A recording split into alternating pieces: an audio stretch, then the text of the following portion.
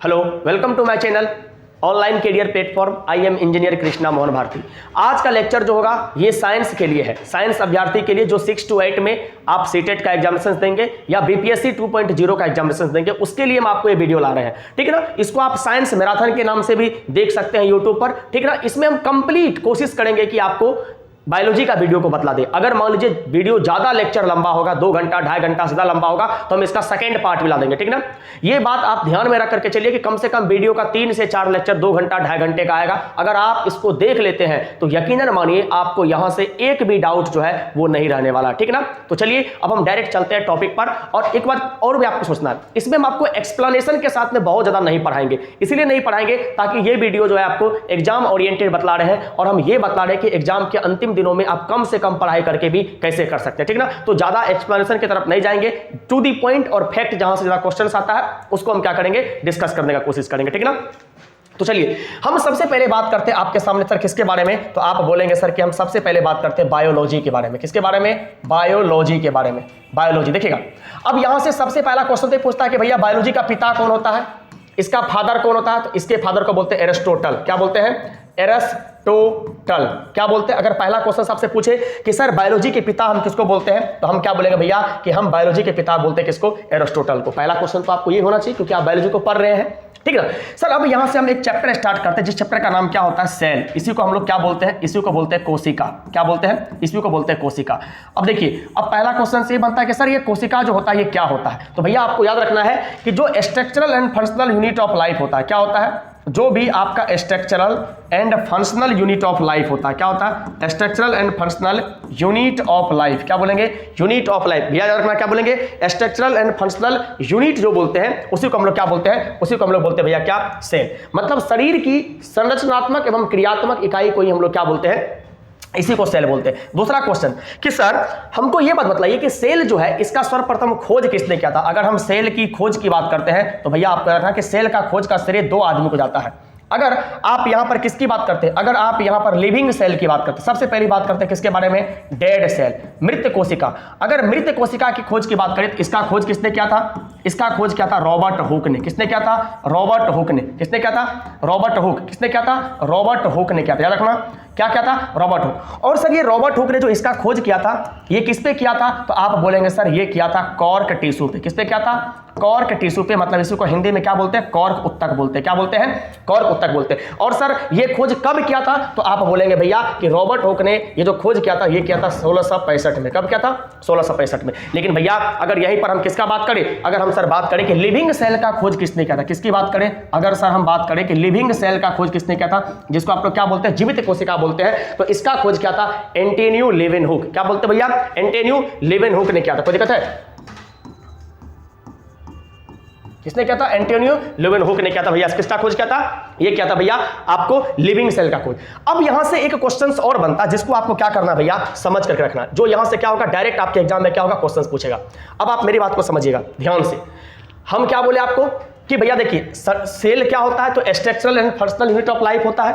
Cell, dead cell का खोज किसने किया था? रॉबर्ट हुक ने। किस पर किया था? कॉर्क टिश्यू पे। कब किया था? 1665 में। और जीवित कोशिका का खोज किसने किया था? लेवेनहुक। अब यहां से एक सवाल बनता है कि सर हमको बताइए कि ये जो लेवेनहुक साहब है ये और किसका किसका खोज किया है। अगर हम बात करें कि सर ये और किसका किसका खोज किया है, तो मेरे दोस्त याद रखिएगा ये 3-4 चीज का और खोज किया है। अब आप बोलेंगे सर किसका किसका खोज किया है, तो मेरे भाई ध्यान सुनेगा ये किसका किसका खोज किया है। अगर हम आपसे बात करें कि भैया बताइए जीवाणु का खोज किसने किया था, बैक्टीरिया का खोज किसने किया था, तो इसका भी खोज किया था एंटोनी लेवेनहुक साहब ने। कोई दिक्कत है? आप बोलेंगे नहीं। इसके बाद में अगर हम आपसे बात करें आरबीसी का खोज किसने किया था, जिसको आप लोग बोलते हैं रेड ब्लड सेल्स, तो इसका भी खोज किसने किया था? एंटोनी लेवेनहुक साहब ने किया था। इसके बाद में भैया अगर हम आपसे बात करें कि सर प्रोटोजोआ की खोज, क्या बोलेंगे? प्रोटोजोआ की खोज किसने किया था, तो इसका भी खोज किसने किया था? एंटोनी लेवेनहुक साहब ने किया था। और अगर हम आपको बात करें सर एस्प्लिन, एस्प्लिन मतलब क्या होता है, जिसको आप लोग बोलते हैं प्लीहा, क्या बोलते हैं, जिसको बोलते हैं प्लीहा, सर इसका भी खोज किसने किया था, तो इसका भी खोज किया था किसने? एंटोनी लेवेनहुक साहब ने। कोई दिक्कत है? अब भैया यहां से थोड़ा सा आपको एक दो क्वेश्चंस और देख लेते हैं कि अगर कोई भी आपसे पूछ ले कि सर ये जो आरबीसी होता है इसी को हम लोग क्या बोलते हैं, तो भैया इसी को बोलते हैं रेड ब्लड सेल्स। क्या बोलते हैं? Red blood cells. और ये रेड ब्लड सेल्स का अगर आपसे पूछे कि जीवन या लाइफ साइकिल कितने दिन का होता है, तो क्या बोलेंगे? सर ये होता है 120 दिन का। कितने दिन का होता है? ये होता है 120 दिन का। आशा नहीं, पूर्ण विश्वास करते हैं कि यहां से जितना जितना भी क्वेश्चंस बन सकता था उस क्वेश्चन को हमने क्या किया, आपके सामने रखने में कामयाब हुआ। ठीक ना, चलिए अब हम आगे सर किसके बारे में बात करते हैं। तो हम सर आपके सामने बात करते हैं कि सर सेल थ्योरी किसने दी। चलिए थोड़ा सा इसी स्लाइड पर हम एक बार बात करते हैं किसके बारे में, सर सेल थ्योरी के बारे में। अब देखिए, अगर यहां से कोई आपसे पूछ ले कि सर बताइए कोशिका सिद्धांत किसने दिया था, अगर हम आपसे बात कर ले कि सर कोशिका सिद्धांत किसने दिया था, जिसको आप लोग क्या बोलते हैं, सेल थ्योरी बोलते हैं। तो सेल थ्योरी किसके द्वारा दिया गया था, ये दिया गया था सेल्डन एवं स्वान के द्वारा। किसके द्वारा, ये बोलेंगे भैया दिया था सेल्डन एवं किसके द्वारा, स्वान के द्वारा। सेल्डन एवं स्वान नामक साइंटिस्ट के द्वारा क्या किया गया था, सेल थ्योरी जो है मतलब आपका कोशिका सिद्धांत जो है ये क्या किया था, प्रतिपादित किया गया था। चलिए अब हम सर आपके सामने बात करते हैं कि सर देखिए नॉर्मली सर सेल में ऑर्गेनिज्म कितने प्रकार का होता है। तो देखिए जब भी आप किसके बारे में बात करें, जब भी आप ऑर्गेनिज्म के बारे में बात करते हैं, किसके बारे में बात करते हैं भैया, ऑर्गेनिज्म के बारे में, तो ये दो प्रकार का होता है। एक होता है सर आपको कौन सा, एक होता है भैया जिसको हम लोग क्या बोलते हैं, यूनिसेलुलर सेल। क्या बोलते हैं, इसी को बोलते हैं यूनिसेलुलर सेल। और एक क्या होता है, एक होता है मल्टी सेलुलर सेल। क्या होता है, मल्टी सेलुलर सेल। इसी को क्या बोलते हैं हम लोग, इसी को बोलते हैं एक कोशिकीय। क्या बोलते हैं भैया, इसी को बोलते हैं एक कोशिकीय जीव।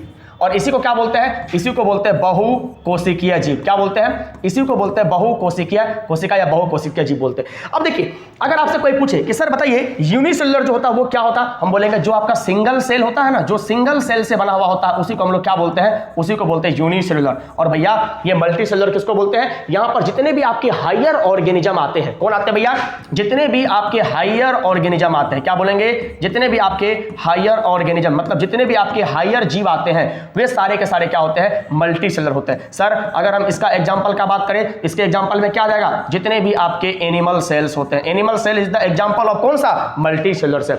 और भैया क्या बोलेंगे, जितने भी आपके क्या होते हैं, प्लांट सेल, जितने भी आपके क्या होते हैं, जंतु कोशिका होता है। और सर तीसरे नंबर पर हम क्या बोलेंगे सर, जो आपका एल्गी होता है, जिसको आप लोग क्या बोलते हैं, शैवाल के नाम से भी जानते हैं। किसके नाम से, जिसको आप लोग शैवाल के नाम से जानते हैं। सर ये भी आपका क्या होता है, तो आप बोलेंगे सर ये भी कहीं ना कहीं सर एग्जांपल होता है किसका, मल्टी सेलुलर ऑर्गेनिज्म का। कोई दिक्कत है, आप बोलेंगे सर नहीं, यहां तक में हमको कोई भी तरह का कोई भी दिक्कत या कोई भी डाउट नहीं है। चलिए अब अगर सर हम इसी के बाद में आपसे हम बात करें सर किसके बारे में, यूनिसेलुलर सेल के बारे में, तो आप भैया यूनिसेलुलर में किसका एग्जांपल देंगे, तो सर इसमें देखिए जो सिंगल सेल्स होता है तो इसमें बेस्ट एग्जांपल आप देंगे सर किसके बारे में, अमीबा के बारे में। किसके बारे में देंगे, अमीबा।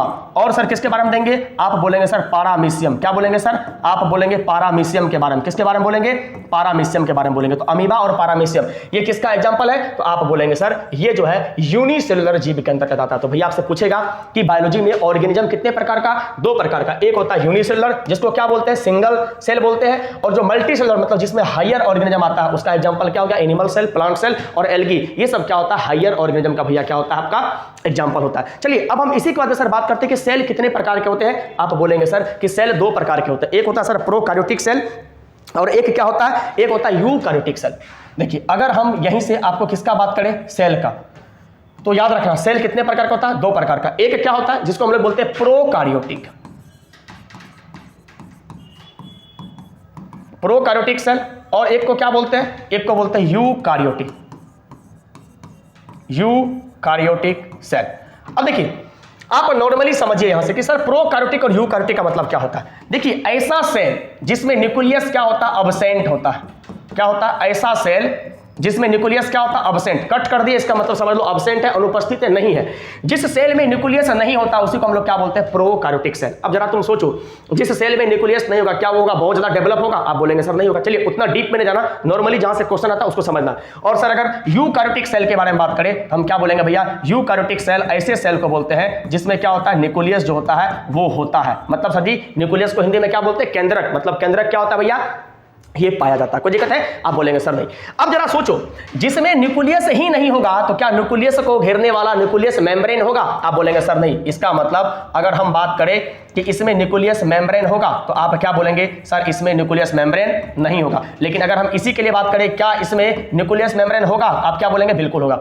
इसका मतलब यूकैरियोटिक सेल जो होगा उसमें सर जी न्यूक्लियस भी होगा और न्यूक्लियस मेम्ब्रेन भी होगा। लेकिन भैया जो आपका प्रोकैरियोटिक सेल होगा उसमें ना तो न्यूक्लियस होगा और ना ही क्या बोलेंगे, न्यूक्लियस मेम्ब्रेन होगा। और भैया अगर हम इसके एग्जांपल का बात करें तो आप क्या बोलेंगे कि सर इसके एग्जांपल में आ जाएगा बैक्टीरियल सेल। क्या हो जाएगा, बैक्टीरियल सेल। बैक्टीरियल सेल जो होता है सर जी वो किसका एग्जांपल है, प्रोकैरियोटिक सेल का एग्जांपल है। कोई दिक्कत है। और भैया दूसरा क्या बोलेंगे, जो आपका ब्लू ग्रीन एल्गिन होता है, क्या बोलेंगे, ब्लू ग्रीन एल्गी होता है। तो सर ब्लू ग्रीन एल्गी ये जो होता है भैया ये भी किसका एग्जांपल होता है? तो प्रोकैरियोटिक सेल का। तो आपसे क्वेश्चन पूछता है कई बार कि ब्लू ग्री एल्गी जो होता है ये किसका एग्जांपल है? प्रोकैरियोटिक सेल का या यूकैरियोटिक सेल का? तो हम क्या बोलेंगे? प्रोकैरियोटिक सेल का। इसका मतलब जब ये प्रोकैरियोटिक सेल का एग्जांपल है, इसका मतलब ब्लू ग्री एल्गी में ना तो केंद्रक होगा और ना तो क्या होगा? केंद्रक झिल्ली होगा। कोई दिक्कत है? आप बोलेंगे सर नहीं। और भैया अगर हम इसका बात करें, अगर हम किसके बारे में बात करेंगे? इसके बारे में, तो इसका एग्जांपल में क्या जाएगा? देखिए एनिमल सेल,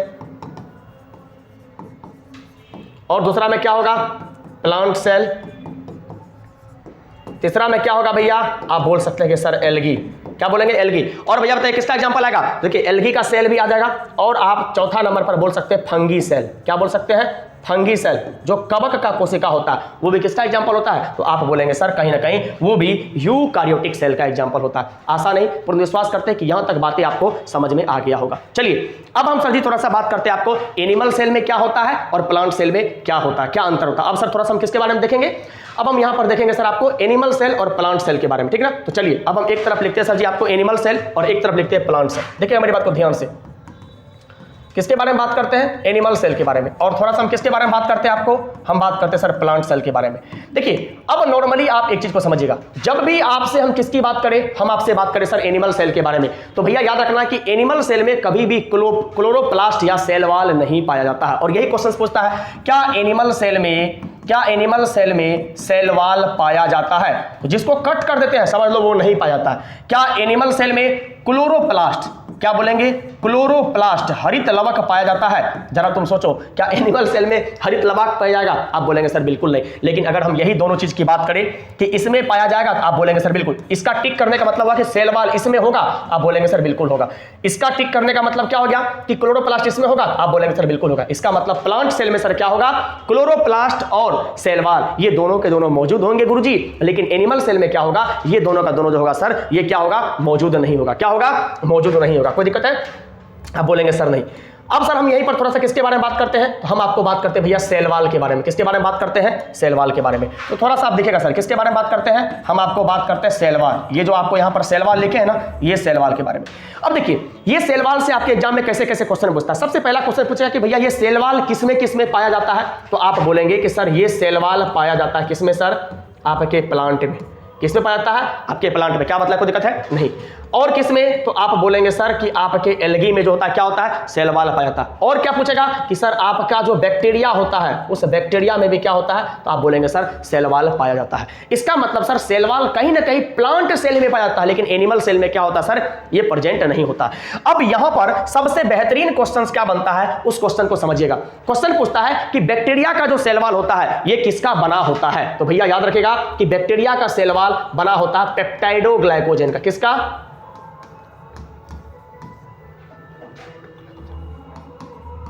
किसका बना होता है? पेप्टाइडोग्लाइकोजेन।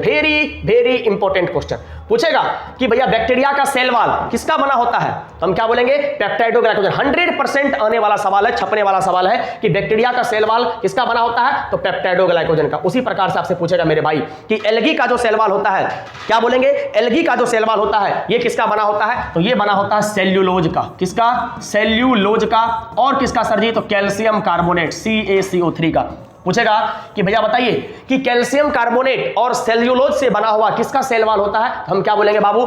हम बोलेंगे सर जी वो होता है किसका भैया? वो होता है एल्गी का। किसका होता है? वो होता है एल्गी का। तो मेरे दोस्त ध्यान रखिएगा कि बैक्टीरिया का सेल वॉल पेप्टाइडोग्लाइकोजेन का बना होता है, जबकि एल्गी का सेल वॉल सेल्यूलोज और कैल्शियम कार्बोनेट CaCO3 को हम लोग क्या बोलते हैं? कैल्शियम कार्बोनेट बोलते हैं। जबकि सर प्लांट जो होता है इसका सेल वॉल किसका बना होता है? तो ये भी सेल्यूलोज का बना होता है। किसका बना होता है? सेल्यूलोज का बना होता है। मेरे दोस्त यहां से जो भी क्वेश्चन हम आपको बतला रहे हैं मेरे रसगुल्ले, मेरे भाई, मेरे मित्र, सारे के सारे क्वेश्चंस क्या है? छपने वाले क्वेश्चंस हैं। अब आप बोलेंगे सर आप तो खाली कर ले जा रहे हैं, ज्यादा एक्सप्लेन कहां कर रहे हैं? हम क्या बोले? ये आपका मैराथन वीडियो है, अभी भी एग्जाम में समय है। अगर आप चाहते हैं कि सर हमको सिलसिलेवार तरीके से भी वीडियो चाहिए, आप इस वीडियो को लार और प्यार दीजिए, कमेंट दीजिए। अगर आपका प्यार आएगा तो हम इस वीडियो को डिटेल में भी आपके लिए बिल्कुल फ्री ऑफ कॉस्ट क्या करेंगे? यूट्यूब पर लाने का कोशिश करेंगे। ठीक है ना मेरे भाई?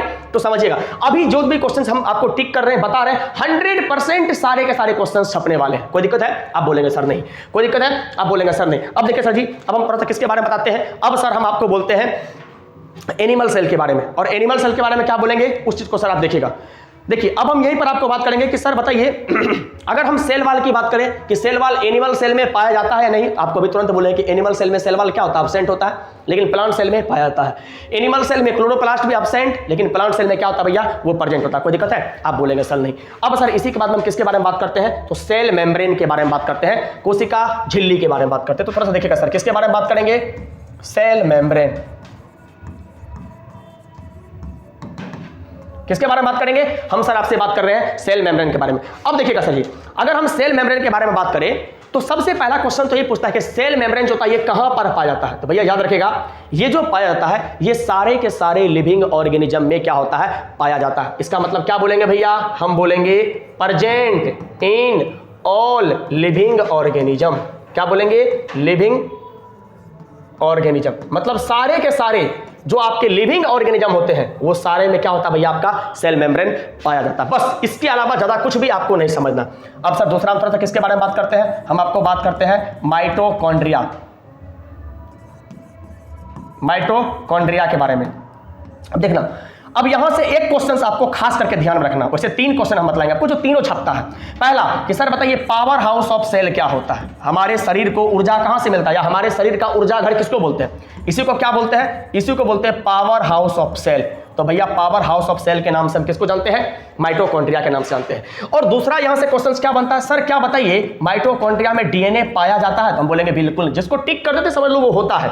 अगला क्वेश्चन, सर क्या माइटोकॉन्ड्रिया में आरएनए पाया जाता है, तो हम क्या बोलेंगे बिल्कुल। अब भैया डीएनए का यहीं से आप फुल फॉर्म देख लीजिएगा कि डीएनए का फुल फॉर्म क्या होता है, deoxy ribo nucleic acid. RNA का क्या होता है, राइबोज न्यूक्लिक एसिड।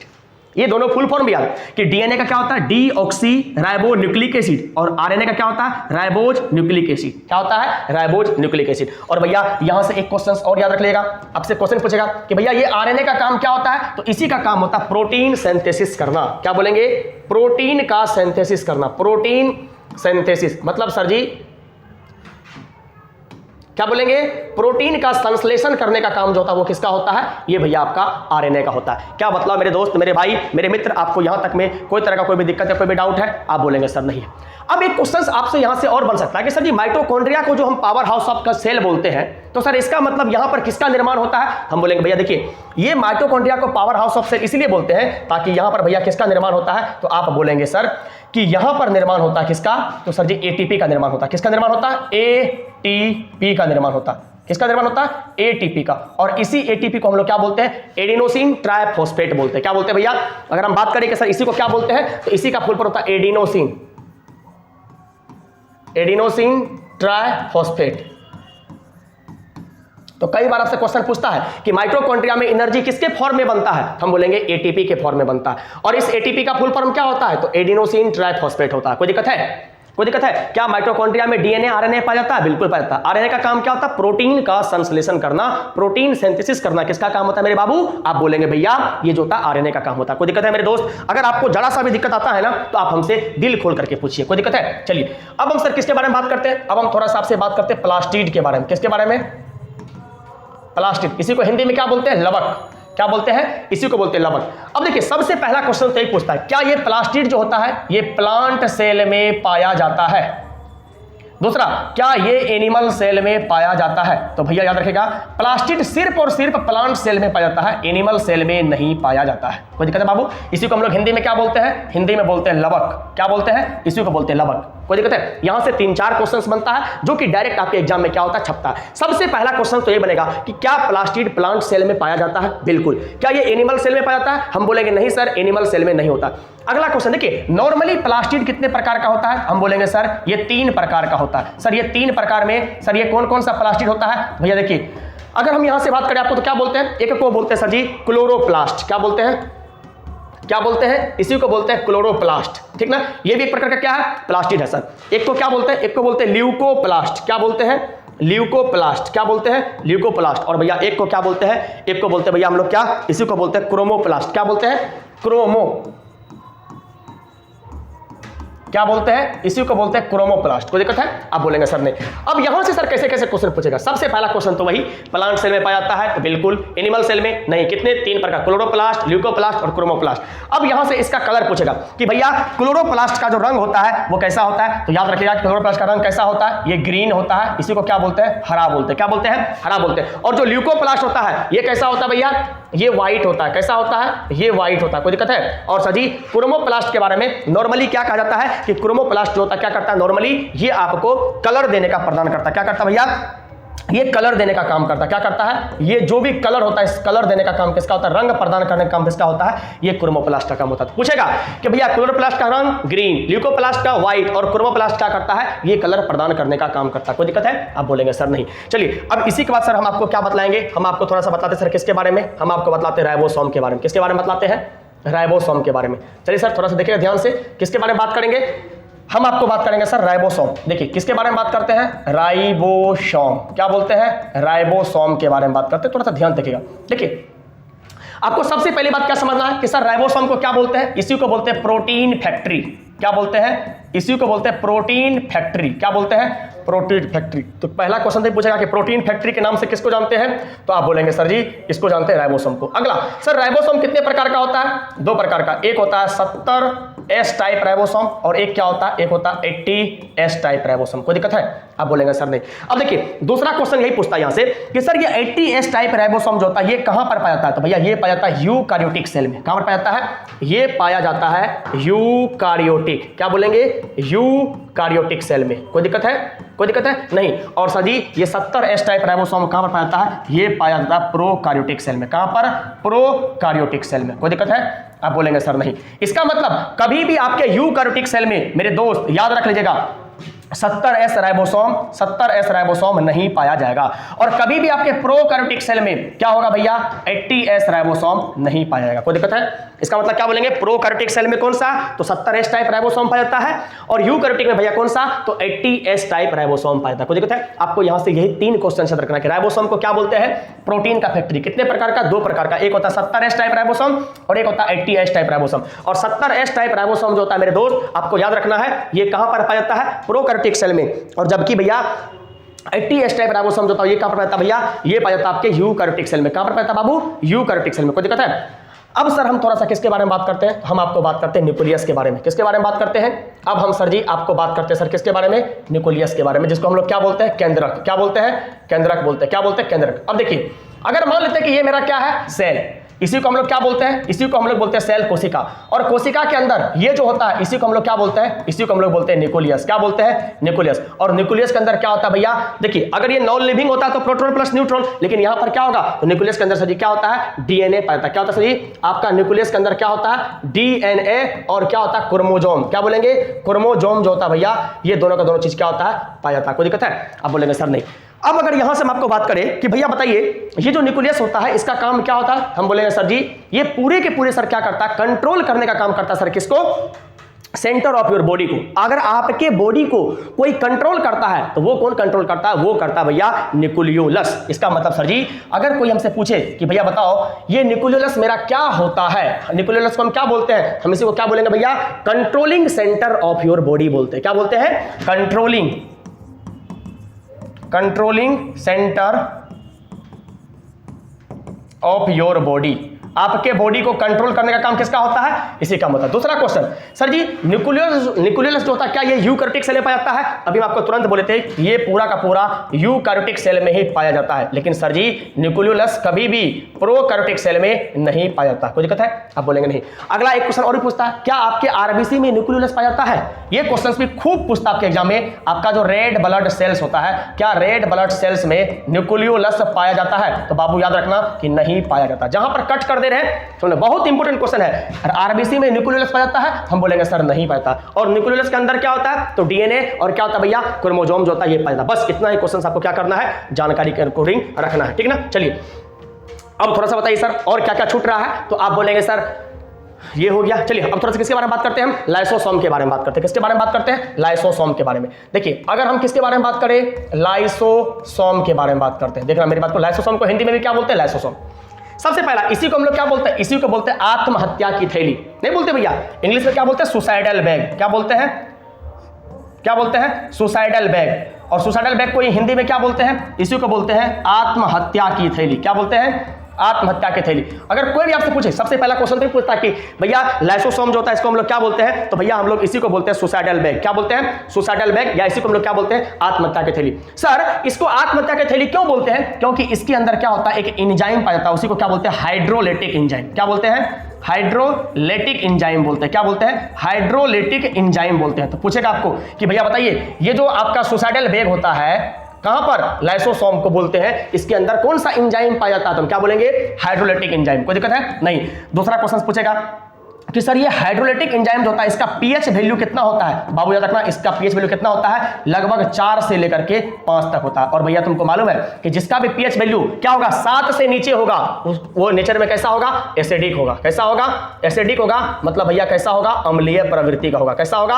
अम्लीय प्रवृत्ति का होगा। और जब क्या होगा, यही हाइड्रोलिटिक एंजाइम में किसी भी तरह का दिक्कत आएगा तो वो फटेगा, और इसीलिए इसको हम लोग नॉर्मली क्या बोलते हैं? सुसाइडल बैग के नाम से जानते हैं लाइसोसोम को। कोई दिक्कत है?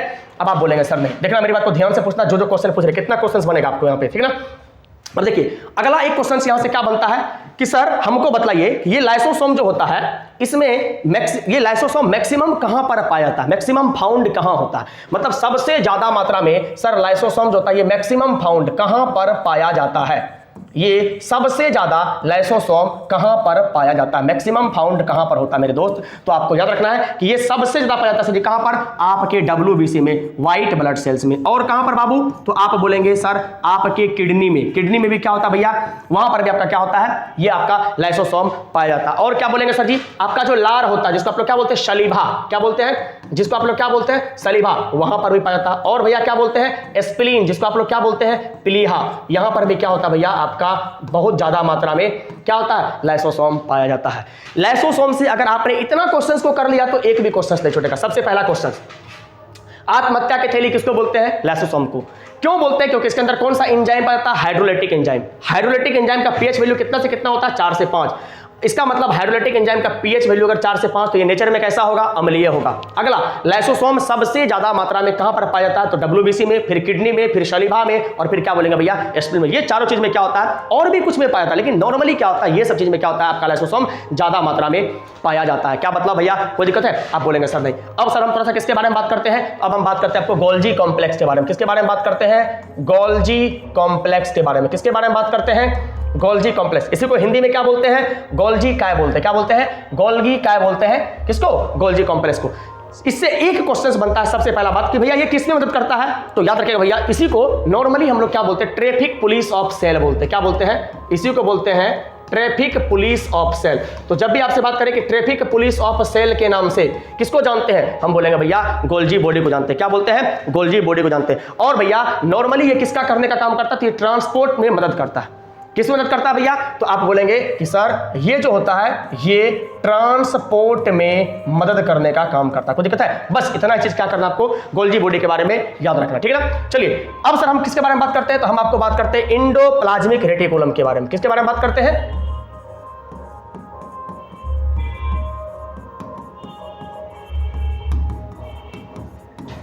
Endoplasmic reticulum. क्या बोलते हैं? अंतःप्रदवी जल्लिका। इसी को हिंदी में क्या बोलते हैं? अंतःप्रदवी जल्लिका के नाम से जानते हैं। कोई दिक्कत है? नहीं। अब देखिए नॉर्मली आपसे क्वेश्चंस क्या पूछेगा कि सर बताइए इंडोप्लाज्मिक रेटिकुलम कितने प्रकार का होता है? तो ये 2 प्रकार का होता है। एक होता है smooth endoplasmic reticulum, smooth ER, और एक को क्या बोलते हैं? एक को बोलते हैं रफ इंडोप्लाज्मिक रेटिकुलम। क्या बोलते हैं? Rough endoplasmic reticulum. अब बाबू तुम समझना, जहां पर भी आपको स्मूथ इंडोप्लाज्मिक रेटिकुलम की बात करेगा, जानते हैं आपसे क्या पूछेगा? देखिए थोड़ा सा असुविधा के लिए छेद होगा क्योंकि बगल में बहुत ज़्यादा डीजे बज रहा है। अगर उससे थोड़ा बहुत भी आपको दिक्कत होता होगा तो इसको मेंटेन करने की कोशिश कीजिए। उससे उम्मीद करते हैं कि बहुत कम आवाज़ आ रहा होगा, ठीक ना? अगर आ भी रहा होगा तो अगर आप पढ़ने वाले बच्चे हैं, बालक हैं, बालिका हैं, तो बहन जी, भैया जी, आपसे यही रिक्वेस्ट रहेगा कि आप इसको थोड़ा सा क्या कीजिएगा? इग्नोर कीजिएगा, ठीक ना? चलिए अब हम किसके बारे में बात करते हैं? स्मूथ एंडोप्लाज्मिक रेटिकुलम के बारे में। देखिए ये किसका काम करता है? तो ये आपके बॉडी में लिपिड का फॉर्मेशन करता है। किसका फॉर्मेशन करता है? ये लिपिड फॉर्मेशन करने में मदद करता है। अगर कोई भी आपको बात करे कि किसी भी इंसान के शरीर में लिपिड फॉर्मेशन में कौन सा एंडोप्लाज्मिक रेटिकुलम हेल्प करता है, तो हम क्या बोलेंगे? Smooth endoplasmic reticulum. लेकिन भैया जो आपका रफ एंडोप्लाज्मिक रेटिकुलम होता है ये किसके फॉर्मेशन में मदद करता है? तो आप बोलेंगे भैया ये करता है सर जी प्रोटीन के फॉर्मेशन में। किसके फॉर्मेशन में? आप बोलेंगे प्रोटीन फॉर्मेशन में हेल्प करता है। तो जब भी आपसे क्वेश्चंस पूछे कि भैया बताइए helps in formations of lipid formation, ये किसका फंक्शंस होगा? तो एंडोप्लाज्मिक में रफ एंडोप्लाज्मिक रेटिकुलम का। लेकिन भैया जब भी आपके बॉडी में क्या होगा? लिपिड का फॉर्मेशंस होगा तो वहां पर क्या होगा? आपका स्मूथ एंडोप्लाज्मिक रेटिकुलम क्या करेगा? काम करेगा। कोई दिक्कत है? आशा नहीं, पूर्ण विश्वास करते हैं कि आपको सेल का जितना भी आने वाला क्वेश्चन था, जितना भी इंपॉर्टेंट क्वेश्चन था, उसका हम 90% से एबव जो है आपको बतलाने में सफल हुएंगे। मेरे दोस्त एक बात याद रखिएगा, कंप्लीट कभी भी मैराथन में हो ही नहीं सकता है, क्योंकि बहुत सारा कुछ है। अगर इसी लेक्चर को हम आपको सिलसिलेवार तरीके से पढ़ाते तो कम से कम इसको जो है जैसे क्लास में क्लास चलता है तो इसको 10 घंटा पढ़ाते, ठीक ना। 10 दिन का लेक्चर को हम आपको 20 से 25 मिनट में खत्म किए हैं तो कुछ तो कमी रहेगा। लेकिन मेरे भाई अगर आप इस लेक्चर को इस लेवल तक देख लेते हैं तो यकीन मानिए आपके सीटेट एग्जाम में इससे बाहर 90% क्वेश्चन नहीं रहेगा। 5-7%, 10% क्वेश्चन रह सकता है, जिसके लिए हम कुछ भी नहीं कर सकते। और अगर आप इतना सिंसियर हैं तो फिर आप तरीके से पढ़िए, कोई दिक्कत है नहीं। चलिए अब सर हम किसके बारे में बात करते हैं? तो अब हम यहां से बात करते हैं सर जी टिश्यू के बारे में। किसके बारे में बात करते हैं? टिश्यू। टिश्यू को हम लोग क्या बोलते हैं? इसी को बोलते हैं उत्तक।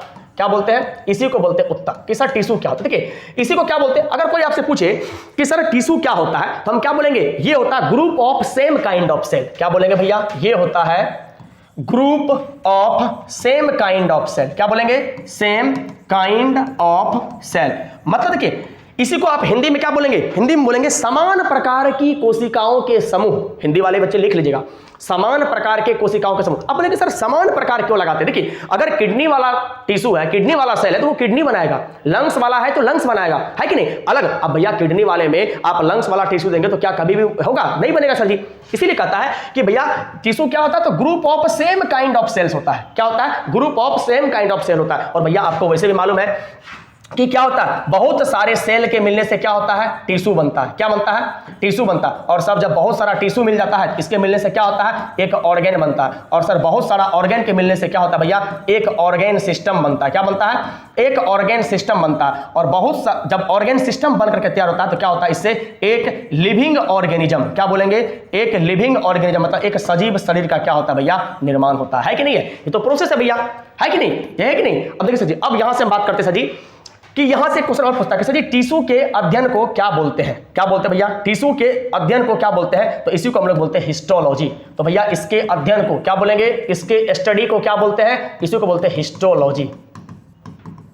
क्या बोलते हैं? इसी को बोलते हैं हिस्टोलॉजी। क्या होता है? इसी को क्या बोलते हैं बाबू? इसी को बोलते हैं हिस्टोलॉजी। क्या बतलाइए, कोई दिक्कत है? आप बोलेंगे सर नहीं। अब दूसरा क्वेश्चन कभी एक उसे तो ये कभी क्वेश्चन पूछा नहीं है, लेकिन हो सकता है कि आपसे पूछ ले कि भैया बताइए टिश्यू के फादर किसे बोलते हैं? टिश्यू के पिता के नाम से हम किसे जानते हैं? तो मेरे दोस्त आपको याद रखना है कि इसके पिता के नाम से हम किसको जानते हैं? जेवियर रिवेट को जानते हैं। किसको जानते हैं भैया? जेवियर रिवेट। क्या बोलेंगे भैया? Xavier Bichat. क्या बोलते हैं भैया? Xavier Bichat. क्या बोलते हैं? लिख लो, इसी को बोलते हैं जेवियर बिचेट। क्या बोलते हैं? जेवियर बिचेट। इसको किसके क्या बोलते हैं? इसको इसी को बोलते हैं भैया फादर ऑफ टिश्यू। क्या बोलते हैं? Father of tissue. क्या बोलते हैं? Xavier Bichat. क्या बोलते हैं? जेवियर बिचेट। और टिश्यू के अध्ययन को क्या बोलते हैं? हिस्टोलॉजी। और टिश्यू क्या होता है? तो group of same kind of cell को हम लोग क्या बोलते हैं? टिश्यू बोलते हैं। अब देखिए सर टिश्यू कितने प्रकार का होता है? आप बोलेंगे सर ये भी कितने प्रकार का? 2 प्रकार का होता है। एक क्या होता है भैया? एक को बोलते हैं हम लोग प्लांट टिश्यू। क्या बोलते हैं? एक को बोलते हैं प्लांट टिश्यू, जिसको क्या बोलते हैं भैया? पादप उत्तक बोलते हैं। और एक को क्या बोलते हैं? एक को बोलते हैं एनिमल टिश्यू। क्या बोलते हैं? Animal tissue. हिंदी मीडियम वाला बच्चा लिख लीजिएगा, इसी को क्या बोलते हैं? इसी को बोलते हैं जंतु उत्तक। क्या बोलते हैं? जंतु उत्तक। कोई दिक्कत है? आप बोलेंगे सर नहीं।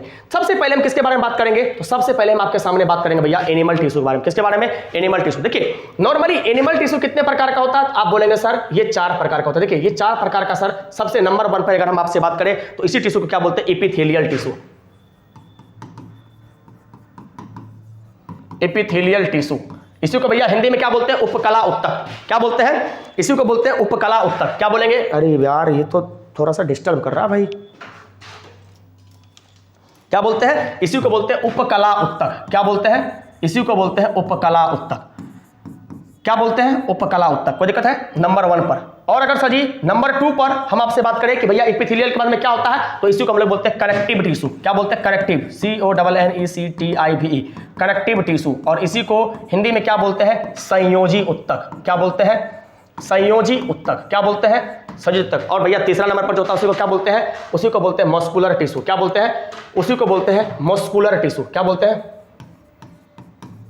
Muscular tissue. इसी को हिंदी में क्या बोलते हैं, मांसपेशीय ऊतक। क्या बोलते हैं, इसी को बोलते हैं मांसपेशीय ऊतक। क्या बोलते हैं बाबू, इसी को बोलते हैं मांसपेशीय ऊतक। और भैया जो आपका चौथा नंबर पर होता है इसी को हम लोग क्या बोलते हैं, नर्व टिश्यू। क्या बोलते हैं, इसी को बोलते हैं नर्व टिश्यू। क्या बोलते हैं, इसी को बोलते हैं नर्व टिश्यू। कोई दिक्कत है, क्या बोलते हैं, इसी को बोलते हैं नर्व टिश्यू। कोई दिक्कत है नहीं। अब देखिए इसका लोकेशन पूछता है। इसका लोकेशन कैसे पूछता है, मेरी बात को थोड़ा सा ध्यान से सुनिएगा। इसका लोकेशन कैसे पूछेगा, सबसे पहला क्वेश्चन पूछेगा कि सर बताइए ये जो आपका एपिथेलियल टिश्यू होता है, ये एपिथेलियल टिश्यू कहां पर पाया जाता है। तो भैया देखिएगा आपके ये क्या होता है, जो भी बॉडी का आउटर पार्ट्स होता है, बॉडी के आउटर पार्ट्स में जो टिश्यू पाया जाता है उसी टिश्यू को हम लोग क्या बोलते हैं, उसी को बोलते हैं एपिथेलियल टिश्यू। मतलब ये कहां पर पाया जाएगा, ये पाया जाएगा outer parts of your body, of your body. आपके शरीर का जो बाहरी, कहते हैं ना कि एपिथेलियल, जैसे ये मेरा शरीर है, इसका जो सबसे बाहरी भाग पर टिश्यू है उसी को क्या बोलते हैं, एपिथेलियल टिश्यू। आउटर पार्ट्स मतलब आपके शरीर के बाहरी भाग में पाए जाने वाले टिश्यू को ही उपकला ऊतक बोलते हैं। भैया कनेक्टिव टिश्यू कहां पर पाया जाता है, ऐसा टिश्यू जो क्या करने का काम करता है, कनेक्ट करने का काम करता है। जैसे सर जी आप अगर बात करें हड्डी, हड्डी क्या करता है, आपस में सभी 206 को क्या करता है, कनेक्ट करता है। मांसपेशियों को भी कनेक्ट करता है कि नहीं, बोन्स और कार्टिलेज भी कनेक्ट होता है। तो इसका मतलब सर जी ये कनेक्टिव टिश्यू नॉर्मली दो चीज में, एक क्या होता है, एक होता है बोन में, और सर एक क्या होता है, ब्लड में। आपसे क्वेश्चन नहीं पूछेगा कि ब्लड और बोन में कैसा टिश्यू होता है, तो हम क्या बोलेंगे, कनेक्टिव टिश्यू। और भैया ये मस्कुलर टिश्यू कहां पर होता है, ये आपके मांसपेशियों में होता है, जिसको हम लोग क्या बोलते थे कि थोड़ा सा हिंदी इंग्लिश दोनों में लिख करके लिखेंगे ताकि हिंदी वाला बच्चा भी क्या हो, नाराज नहीं हो। ये हड्डी कहां पर पाता है, मसल्स में। और भैया नर्व टिश्यू कहां पर पाया जाता है, तो ये पाया जाता है आपके ब्रेन में। कहां पर पाया जाता है, ब्रेन में। मेरे बाबू जो बतला रहे हैं ना यही छपेगा, यकीन नहीं आता है ना तो प्रीवियस ईयर को पलट करके देख लीजिएगा, ठीक ना।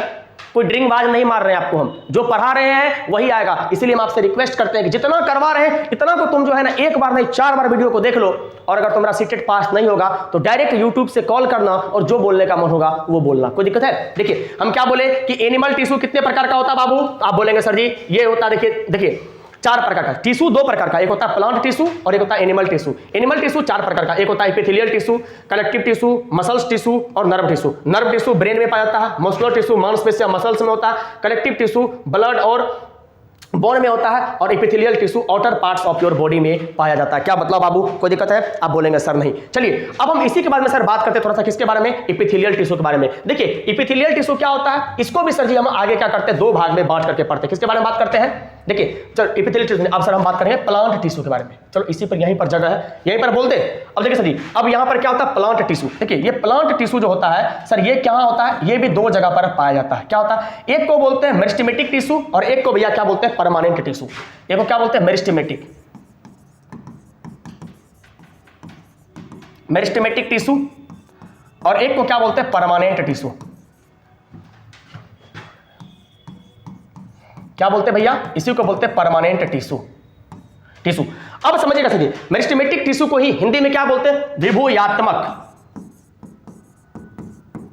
यात्मक ऊतक, और परमानेंट को ही हिंदी में क्या बोलते हैं, इसी को क्या बोलते हैं भैया, इसी को बोलते हैं अस्थायी ऊतक। क्या बोलते हैं, इसी को बोलते हैं अस्थायी ऊतक। कोई दिक्कत है, आप बोलेंगे नहीं। अब देखिए ये जो मेरिस्टेमेटिक टिश्यू होता है ये क्या होता है सर, इसको हम कैसे जानते हैं। सबसे पहली बात, ये मेरिस्टेमेटिक टिश्यू को ही हम लोग क्या बोलते हैं, इसी को हम लोग बोलते हैं ग्रोइंग टिश्यू। क्या बोलते हैं, इसी को बोलते हैं ग्रोइंग टिश्यू। मतलब ऐसा ऊतक जो क्या करता हो, बढ़ता हो। क्या करता हो, जो क्या करता हो, जिसमें ग्रोथ हो। इसका मतलब सर जी आप अगर एक भाषा में एक लाइन में बोलना चाहते हैं आप बोलेंगे सर ऐसा टिश्यू जो क्या करता हो, डिवाइड करता हो। क्या करता हो, डिवाइड करता हो। वैसे टिश्यू को हम लोग क्या बोलते हैं, मेरिस्टेमेटिक टिश्यू बोलते हैं। लेकिन देखिए नाम से ही लगता है कि परमानेंट टिश्यू, ऐसा टिश्यू जो टिश्यू क्या करता हो, ग्रोथ नहीं करता हो। मतलब सर जिसमें क्या हो, विभाजन नहीं हो। इसका मतलब अगर आपसे कोई पूछ ले कि भैया परमानेंट टिश्यू क्या होगा, आप बोलेंगे सर परमानेंट टिश्यू वो होता है जो क्या करता है, डू नॉट ग्रोथ। मतलब आप एक लाइन में अगर आप बात करेंगे आप क्या बोलेंगे, ऐसा टिश्यू जो डिवाइड नहीं करता। कट कर दिए, इसका मतलब क्या हो गया, ये डिवाइड नहीं करता। ये क्या हो गया, परमानेंट टिश्यू।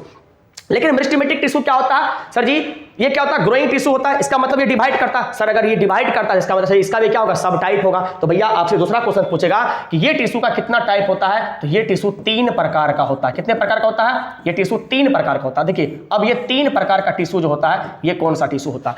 इसी में जो एक टिश्यू होता है उसी को हम लोग क्या बोलते हैं, देखिए समझिए थोड़ा सा ध्यान से, इसी में जो एक टिश्यू होता है इसी को भैया हम लोग क्या बोलते हैं, इसी को बोलते हैं एपिकल टिश्यू। क्या बोलते हैं, इसी को बोलते हैं एपिकल टिश्यू। क्या बोलते हैं, एपिकल टिश्यू। इसी को एपिकल को हिंदी में भैया क्या बोलते हैं, इसी को बोलते हैं शीर्ष उत्तक। क्या बोलते हैं, इसी को बोलते हैं शीर्ष उत्तक। और दूसरा नंबर पर क्या होता है भैया, इंटरकलरी। क्या होता है, इंटरकलरी टिश्यू। क्या बोलते हैं, इंटरकलरी टिश्यू। और तीसरा को क्या बोलते हैं भैया, इसी को बोलते हैं लेटरल टिश्यू। क्या बोलते हैं, लेटरल। क्या बोलते हैं, इसी को बोलते हैं लेटरल टिश्यू। अब देखिए एपिकल को क्या बोलते हैं, शीर्ष। इंटरकलरी इसी को कहीं कहीं पर इंटरनोड के नाम से भी जानते हैं, याद रखिएगा। इसी को क्या बोलते हैं, इसी को बोलते हैं मध्य उत्तक। और लेटरल को क्या बोलते हैं भैया, इसी को बोलते हैं पार्श्व उत्तक। क्या बोलते हैं, इसी को बोलते हैं पार्श्व उत्तक। कोई दिक्कत है, आप बोलेंगे सर नहीं हमको यहां तक में कोई भी दिक्कत नहीं है। चलिए नहीं दिक्कत है ना, चलिए अब हम सर जी थोड़ा सा आपको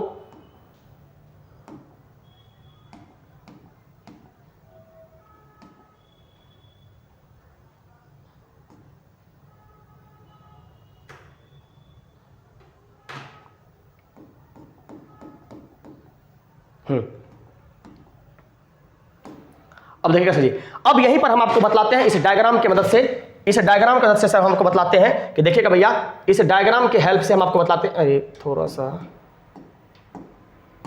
देखिएगा, अगर आपको ये डायग्राम क्या हो रहा होगा, दिख रहा होगा भाई,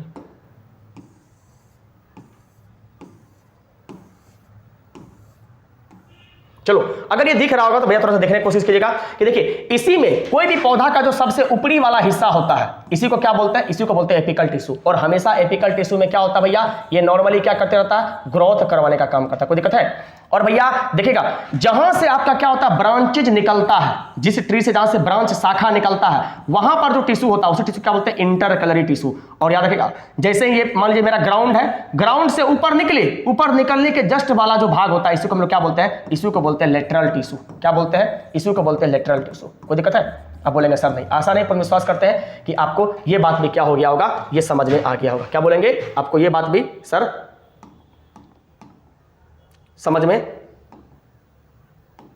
आ गया होगा। कोई दिक्कत है, आप बोलेंगे सर नहीं। चलिए अब हम इसी के बाद में सर जी थोड़ा सा किसके बारे में जिक्र करते हैं कि सर जी परमानेंट टिश्यू जो होता है वो कितने प्रकार का होता है। देखिए नॉर्मली परमानेंट टिश्यू क्या होता है, ऐसा टिश्यू होता है जो डिवाइड नहीं करता, लेकिन इसका भी सब टाइप होता है। तो इसका मतलब जब भी सर हम किसके बारे में बात करेंगे, हम बात करेंगे परमानेंट टिश्यू के बारे में। तो ये कितने प्रकार का होता है, ये भी 2 प्रकार का होता है। और ये 2 प्रकार में कौन सा होता है, एक होता है सिंपल टिश्यू, एक कौन सा टिश्यू होता है, एक होता है सिंपल टिश्यू और एक क्या होता है, कॉम्प्लेक्स टिश्यू। इसी को हम लोग क्या बोलते हैं, इसी को बोलते हैं सिंपल टिश्यू। क्या बोलते हैं, सिंपल टिश्यू। और एक को क्या बोलते हैं, एक को बोलते हैं कॉम्प्लेक्स टिश्यू। क्या बोलते हैं, इसी को बोलते हैं कॉम्प्लेक्स टिश्यू। कॉम्प्लेक्स टिश्यू को ही क्या बोलते हैं, इसी को बोलते हैं जटिल उत्तक। और सिंपल टिश्यू को क्या बोलते हैं, सरल। क्या बोलेंगे, इसी को बोलते हैं सरल उत्तक। क्या बोलते हैं, इसी को बोलते हैं सरल उत्तक। कोई दिक्कत है, आप बोलेंगे सर नहीं। अब आप यहां पर थोड़ा सा मेरी बात को समझिएगा कि सर हम क्या समझाना चाहते हैं। देखिएगा ये जो आपका परमानेंट टिश्यू होता है, जिस परमानेंट टिश्यू में सर आप सिंपल टिश्यू को पढ़ रहे हैं, ये सिंपल टिश्यू भी सर कितने प्रकार का होता है, ये भी होता है 3 प्रकार का। कितने प्रकार का, 3 प्रकार का होता है। और ये 3 प्रकार कौन कौन सा होता है, सर आप इसके नाम को क्या कीजिएगा, थोड़ा सा समझने का कोशिश कीजिएगा, ये 3 प्रकार का कौन कौन सा होता है। देखिएगा अगर हम इस 3 प्रकार की बात करें तो सर इस 3 प्रकार में जो पहला टिश्यू होता है इसी को हम लोग क्या बोलते हैं, पैरेन्काइमा। क्या बोलते हैं, इसी को बोलते हैं पैरेन्काइमा। क्या बोलते हैं, इसी को बोलते हैं पैरेन्काइमा। क्या बोलते हैं, पैरेन्काइमा। हिंदी में भी क्या बोलते हैं, पैरेन्काइमा, या इसको सर ज्यादा इस हिंदी अगर लिखना चाहते हैं क्या बोलते हैं, इसको बोलते हैं मृदुल उत्तक। क्या बोलते हैं, मृदुल उत्तक। कोई दिक्कत है, आप बोलेंगे सर नहीं। अब यहीं पर सबसे पहले सर जी हम आपको समझाते हैं कि पैरेन्काइमा क्या होता है। मेरी बात को समझिएगा। देखिए पैरेन्काइमा क्या होता है, जो पौधे के सॉफ्ट भाग में पाया जाता है। और सर आपको मालूम है कि पौधे का सॉफ्ट भाग क्या होता है, जिसको हम लोग क्या बोलते हैं, लीव्स बोलते हैं, पत्ती बोलते हैं। क्या बोलते हैं, पत्ती। इसका मतलब इसमें ये क्या होता है, पाया जाता है। अगला क्या बोलेंगे सर, अगला बोलेंगे रूट। इसमें क्या होता है भैया, ये पाया जाता है। और क्या बोलेंगे, पौधे का जो सॉफ्ट वाला भाग होता है भैया उसी को हम लोग क्या बोलते हैं, उसको बोलते हैं फ्लावर। इसका मतलब उसमें पाया जाता है। और क्या बोलेंगे सर जी, फ्रूट, मतलब क्या होता है, फूल। इसका मतलब फूल में क्या होता है, ये पाया जाता है। अब आपसे क्वेश्चन पूछेगा कि पैरेन्काइमा जो होता है, ये पैरेन्काइमा कहां कहां पर पैरेनकाइमा जो मतलब टिश्यू होता है ये कहां पर पाया जाता है, तो हम क्या बोलेंगे, ये पाया जाता है भैया सॉफ्ट वाले भाग में, जहां पर लीव्स होगा, रूट होगा, फ्लावर होगा और फ्रूट होगा, उसमें क्या होगा, ये टिश्यू जो होगा भैया क्या होगा, ये पाया जाएगा। कोई दिक्कत है नहीं। अगला क्वेश्चन पूछता है कि सर इसका लेयर कैसा होता है, इसका जो परत होता है वो परत कैसा होता है। देखिए ये कैसा सॉफ्ट टिश्यू, इसका मतलब इसका लेयर कैसा होगा, ये भैया कैसा होगा, पतला होगा। क्या होगा, पतला। इसका परत कैसा होता है, आप बोलेंगे सर इसका परत कैसा होगा, आप बोलेंगे पतला होगा। कोई दिक्कत है, क्या बोलेंगे, नहीं। दूसरा क्वेश्चन याद रखिएगा, पौधे में भोजन को संचय करने का काम, मतलब क्या बोलेंगे भैया, फूड स्टोरेज करने का काम भी किसका होता है, तो ये पैरेनकाइमा टिश्यू का ही होता है भैया। इसका काम और एक क्या होता है, एक काम होता है फूड स्टोरेज करना। क्या करना, फूड स्टोरेज, मतलब क्या बोलेंगे इसको हिंदी में, बोलेंगे हम भोजन का संचय करना। ये भी किसका काम होता है, पैरेनकाइमा का काम होता है। कोई दिक्कत है, अब बोलेंगे सर नहीं। अब देखिए, अब पैरेनकाइमा के बाद में सर जी हम यहीं पर दूसरा टिश्यू के बारे में जिक्र करते हैं, जिसको हम लोग क्या बोलते हैं, जिसको हम लोग बोलते हैं सर जी कोइलेनकाइमा टिश्यू। क्या बोलते हैं, कोइलेनकाइमा। याद रखिएगा, एक क्या होता है पैरेनकाइमा, दूसरा क्या होता है कोइलेनकाइमा। कोइलेनकाइमा टिश्यू, क्या बोलेंगे, कोइलेनकाइमा टिश्यू। और भैया कोइलेनकाइमा टिश्यू को ही हिंदी में हम लोग क्या बोलते हैं भैया, इसको को बोलते हैं, क्या बोलते हैं, इसको बोलते हैं स्थूलकोण करके नाम से जानते हैं। ठीक है, देख लीजिए एक बार, ठीक है। चलिए अब अगर हम बात करें सर जी कि ये टिश्यू जो होता है ये कहां पर पाया जाता है, तो भैया ये थोड़ा सा कठोर वाले भाग में पाया जाता है। जैसे अगर इसका एग्जांपल का बात करें तो इसमें क्या होगा, स्टीम, इसको क्या बोलते हैं हम लोग, तना बोलते हैं। तो ये तना में क्या होता है भैया, आपका जो टिश्यू होता है उसको क्या बोलते हैं, कोइलेनकाइमा। क्या बोलेंगे भैया, उसको बोलेंगे कोइलेनकाइमा। और ये क्या करने का काम करता है, तो ये जो आपका कोइलेनकाइमा टिश्यू होता है ये आपके वृक्ष को क्या करता है, सहारा देने का काम करता है, टू प्रोवाइड स्ट्रेंथ। क्या बोलेंगे भैया, ये क्या करने का काम करता है, तो ये प्रोवाइड करता है सपोर्ट। क्या करता है, प्रोवाइड सपोर्ट, मतलब क्या बोलेंगे सर जी, ये सहारा देने का काम करता है। क्या करने का काम करता है, ये सहारा देने का काम करता है। क्या बताइए, कोई दिक्कत है, आप बोलेंगे सर नहीं। अब भैया यहीं पर हम तीसरा नंबर पर टिश्यू के बारे में जिक्र करते हैं, जिस टिश्यू को हम लोग किसके नाम से जानते हैं, जिसको देखिए पैरेनकाइमा, कोइलेनकाइमा और एक को क्या बोलते हैं, स्क्लेरेनकाइमा।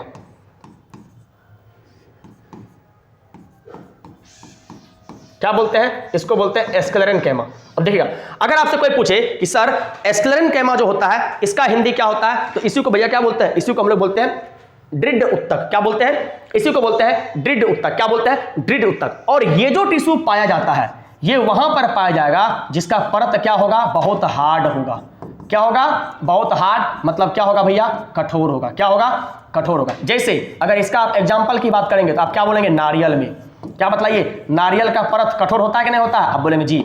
दूसरा क्या बोलेंगे, नाशपाती में। क्या बोलेंगे सर जी, नाशपाती में। तो नाशपाती में भी सर जी क्या होता है, यही टिश्यू। और ये एग्जांपल खूब पूछता है कि आपके नाशपाती और आपके नारियल में कौन सा टिश्यू पाया जाता है। हम क्या बोलेंगे भैया, बोलेंगे सर जी कौन सा, स्क्लेरेनकाइमा टिश्यू। क्यों, क्योंकि उसका परत जो होता है वो क्या होता है भैया, वो बहुत ज्यादा क्या होता है, क्या होता है, वो मोटा होता है। कोई दिक्कत है, आप बोलेंगे सर नहीं। क्या बोलेंगे, नहीं। अब सर जी इसका काम क्या होता है, तो भैया ये जो टिश्यू होता है ये वृक्ष को क्या करता है, ये मैकेनिकल सपोर्ट देता है। क्या करता है, ये वृक्ष को क्या करता है भैया, ये मैकेनिकल सपोर्ट देने का काम करता है। मेरी बात को समझिएगा भैया, जब भी आपसे पूछे कि भैया ये स्क्लेरेनकाइमा जो होता है ये वृक्ष को क्या करने का काम करता है, तो ये वृक्ष को मैकेनिकल सपोर्ट, क्या बोलेंगे, मैकेनिकल सपोर्ट देता है। क्या बोलेंगे, मैकेनिकल सपोर्ट देता है। इसी को हम लोग क्या बोलेंगे, यांत्रिक सहारा। क्या बोलते हैं, इसी को बोलते हैं ये वृक्ष को क्या करता है, यांत्रिक सहारा प्रदान करता है। क्या करता बाबू, आप बोलेंगे सर कि ये वृक्ष को क्या करता है, यांत्रिक सहारा प्रदान करने का काम करता है। कोई दिक्कत है, नहीं। दूसरा भैया समझिएगा कि ये जो स्क्लेरेनकाइमा होता है नॉर्मली ये भैया कैसा होता है, ये डेड टिश्यू होता है। क्या होता है, मृत टिश्यू होता है। कोई दिक्कत है, कोई दिक्कत है, आप बोलेंगे सर नहीं। क्या होता है, नॉर्मली डेड टिश्यू। देखिए हम यहां से क्या क्या बात आपको बता दिए कि पैरेनकाइमा कितने प्रकार का, दो प्रकार का, एक होता है सिंपल टिश्यू, एक होता है कॉम्प्लेक्स टिश्यू। सिंपल टिश्यू में क्या होगा, पैरेनकाइमा, एक होगा कोइलेनकाइमा, एक होता है स्क्लेरेनकाइमा। पैरेनकाइमा किस में पाया जाता है, तो लीव में, रूट में, फ्लावर में, फल में। इसका लेयर कैसा होता है, पतला। ये क्या काम करता है, तो भोजन को संचय करने का काम करता है। जबकि कोइलेनकाइमा क्या होता है, तना में पाया जाता है, ये प्रोवाइड मतलब सहारा प्रदान करता है। और स्क्लेरेनकाइमा क्या होता है, इसका परत हार्ड होता है, जैसे नारियल में, नाशपाती में। और ये क्या करता है, पौधे को मैकेनिकल सपोर्ट देने का काम करता है। क्या करता है, मैकेनिकल सपोर्ट देने का भैया काम करता है। कोई दिक्कत है, आप बोलेंगे सर नहीं। अब यहां से आपको सिंपल टिश्यू भी खत्म। अब हम अगला क्या करेंगे, कॉम्प्लेक्स टिश्यू। किसकी बात करेंगे, कॉम्प्लेक्स टिश्यू। अब भैया देखना, ये जो आपका कॉम्प्लेक्स टिश्यू होता है, क्या होता है, ये जो आपका कॉम्प्लेक्स टिश्यू होता है ये भी दो प्रकार का होता है। एक सर जी क्या होता है, एक होता है जाइलम, एक क्या होता है, एक होता है जाइलम, और एक क्या होता है, एक होता है भैया फ्लोएम। क्या होता है, एक होता है फ्लोएम। कोई दिक्कत है, आप बोलेंगे सर नहीं। अब यहां से आपसे क्वेश्चन पूछेगा कि सर बताइए ये जो जाइलम होता है ये जाइलम का काम क्या करता है, देखिए जौ से जाइलम और जौ से क्या होगा, जल। क्या होगा, जल। एफ से फ्लोएम और एफ से क्या होगा, फूड। फूड मतलब क्या होता है, भोजन। इसका मतलब समझिएगा। ये जाइलम क्या होता है भैया, जल। अब जल किसी भी वृक्ष को कहां से मिलता है, तो जड़ से मिलता है। तो इसका मतलब सर जी जड़ से जो पत्ती के तना वाले भाग तक जल को ले जाने का काम होता है, यही काम किसका होता है, जाइलम का काम होता है। इसका मतलब सर जी आप जाइलम के बारे में क्या बोलेंगे, जाइलम क्या करता है, पौधे को पानी प्रोवाइड करता है, मतलब पौधे को पानी देने का काम, देखा है ना, जल मतलब पौधे को पानी देने का काम किसका होता है, जल का काम होता है। और कभी भी जाइलम का काम ये नहीं होता है कि ये ऊपर से क्या करेगा, नीचे तक में फूड को लाने का काम करेगा, ये नहीं होता। इसका काम सिर्फ क्या होता है, नीचे से ऊपर हो जाना। तो इसका मतलब बताइए ये यूनी डायरेक्शनल है या बाय डायरेक्शनल है। यूनी मतलब क्या होता है, जो एक तरफ गति करता है। इसका मतलब सर जी जाइलम हमेशा क्या होता है, एक दिशा में होता है। क्या होता है, एक दिशा में होता है। क्यों, क्योंकि इसका सिर्फ एक ही काम होता है, जमीन से जल को पत्ती तक पहुंचाना। जबकि सर जी फूड जो होता है, आप फूड के बारे में देखिएगा कि फूड का काम नॉर्मली क्या होता है, तो फूड का काम सर जी नॉर्मली होता है कि अगर यहां पर क्या है भैया, पत्ता है, क्या है, लीफ है, क्या है, लीफ है। अब ये लीफ में भैया क्या होता है, आपका भोजन बनता है, बनता है कि नहीं बनता। और इस भोजन की आवश्यकता तो सर जी वृक्ष के सभी भाग को है। तो इस भोजन को भैया नीचे तक लाने में किसका काम होगा, ये काम होता है भैया फ्लोएम का। क्या काम होता है, फ्लोएम का। लेकिन समझिएगा इसका सिर्फ काम एक दिशा में नहीं होता है। जब कभी सर जी मान लीजिए क्या होता है कि किसी भी इलाका में कोई वृक्ष सूख जाता है, तो वृक्ष सूखने के कंडीशन में उसके जड़ वाले भाग में जो क्या होता है भैया, भोजन का स्टोरेज होता है। तो उस सूखने के कंडीशन में ये फ्लोएम क्या करता है, जड़ से क्या करता है, जड़ से उस क्या करता है भैया, भोजन को लीफ तक पहुंचाने का भी काम होता है। इसका मतलब ये दोनों दिशा में होता है। इसका मतलब हम क्या बोलेंगे सर, ये बाय डायरेक्शनल होता है। क्या बोलेंगे, ये क्या होता है, बाय डायरेक्शनल। और ये क्वेश्चन बहुत इंपॉर्टेंट है, बहुत इंपॉर्टेंट है कि क्या जाइलम बाय डायरेक्शनल होता है, हम बोलेंगे नहीं। लेकिन फ्लोएम क्या होता है बाबू, तो आप बोलेंगे सर जी फ्लोएम जो होता है वो बाय डायरेक्शनल होता है। कोई दिक्कत है, आप बोलेंगे नहीं। अब एक क्वेश्चन यहां से और बनता है कि देखिए सर, अगर मान लीजिए इस फूड का फ्लोएम का भी काम क्या होता है भैया, फ्लोएम क्या करता है भैया, फूड का स्टोरेज करता है कि नहीं करता। देखिए आप देखिए ना कि फ्लोएम सर क्या करता है, ये क्या करता है, खाना का स्टोरेज करता है। तो अगर कभी क्वेश्चन पूछ ले कि सर अगर ये फूड का स्टोरेज कर रहा है, तो सर हमको बताइए कि ये फ्लोएम फूड का स्टोरेज किसके फॉर्म में करता है, तो याद रखना ये सुक्रोज के फॉर्म में करता है। किसके फॉर्म में, सुक्रोज। और सुक्रोज को हिंदी में भी क्या बोलते हैं, सुक्रोज ही बोलते हैं। कोई दिक्कत है, फिर से बोलिए कि कॉम्प्लेक्स टिश्यू कितने प्रकार का, दो प्रकार का, एक जाइलम एक फ्लोएम। जाइलम का काम क्या होता है, क्या होता है भैया, इसका काम होता है पौधे को पानी देना। और फ्लोएम का काम क्या होता है, जड़ तक या सदी पौधे के सभी पार्ट तक क्या करना, खाना पहुंचाना।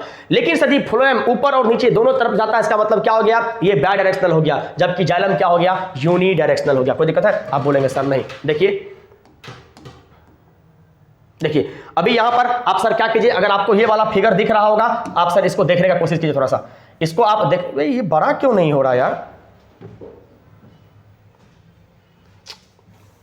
ये बड़ा क्यों नहीं हो रहा भैया, थोड़ा सा सॉरी बोलेंगे हम, ठीक है ना। एक बार जो है हम एक बार दिखाते हैं विशाल जी को, ठीक। देखिएगा सर, अब हम यहीं पर आपको हम बतला रहे थे किसके बारे में, हम आपको बतला रहे थे सर जाइलम और फ्लोएम के बारे में। देखिए हम क्या बोले थे, जाइलम क्या करता है, ये जल को जमीन से क्या करता है, ऊपर तक ले जाने का काम। देखिए क्या एक डायरेक्शन में हो रहा है, एक डायरेक्शन में हो रहा है। इसका मतलब जाइलम क्या करता है, सिर्फ यूनी डायरेक्शनल, एक नीचे से ऊपर ले जाता है। लेकिन देखिए फ्लोएम का काम क्या होता है, देखिए आप देखिए फ्लोएम का काम क्या होता है, तो आप बोलेंगे कि सर फ्लोएम का काम यहां पर क्या होता है, तो आप बोलेंगे कि सर फ्लोएम का काम होता है नॉर्मली कि ऊपर से भोजन को नीचे तक लाने का काम होता है। लेकिन जब कभी भी वृक्ष सूख जाता है तो उस कंडीशन में जो सर जी क्या होता है, उसका भोजन स्टोरेज होता है सुक्रोज के फॉर्म में, उस भोजन को सर जी ये ऊपर ले जाने का काम भी करता है। देखिए है कि नहीं है, इसका मतलब ये नीचे से ऊपर और सर क्या बोलेंगे, ऊपर से नीचे दोनों करता है। इसीलिए इसको क्या बोलते हैं, इसको हम लोग बाय डायरेक्शनल बोलते हैं। क्या बोलते हैं भैया, इसी को हम लोग क्या बोलते हैं, बाय डायरेक्शनल बोलते हैं। क्या बोलते हैं हम लोग, क्या बोलते हैं, बाय डायरेक्शनल बोलते हैं। क्या बोलते हैं, बाय डायरेक्शनल बोलते हैं। क्या बोलते हैं, बाय डायरेक्शनल। चलिए अब सर यहीं पर थोड़ा सा आप क्या कीजिए, देखिए यहीं पर आप क्या कीजिए, यहीं पर आप क्या कीजिए, थोड़ा सा आप समझिए सर किसको। एक बार हम एक चीज को और समझाएंगे थोड़ा सा आपको, उसे हम पिछले स्लाइड में ही आपको बतलाते हैं। एक चीज को समझिए। अब देखिए यहीं पर हम आपको अभी क्या बोले हैं, हम अभी यहीं पर आपको क्या बोले हैं, पैरेन्काइमा, कोलेन्काइमा और स्क्लेरेन्काइमा के बारे में बतलाएं। थोड़ा सा आप यहां पर समझिए।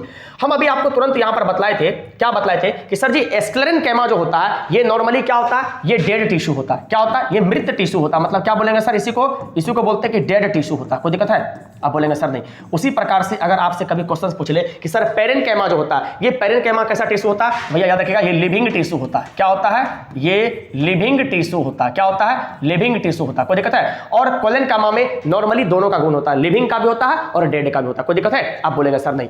अब सर जी पैरेनकाइमा टिश्यू के बारे में क्या होता है, एक क्वेश्चन और पूछता है जो हम आपको बता देते हैं, उसे ये थोड़ा सा हाई लेवल का क्वेश्चन है लेकिन सर आपको समझ में आएगा, ठीक है ना।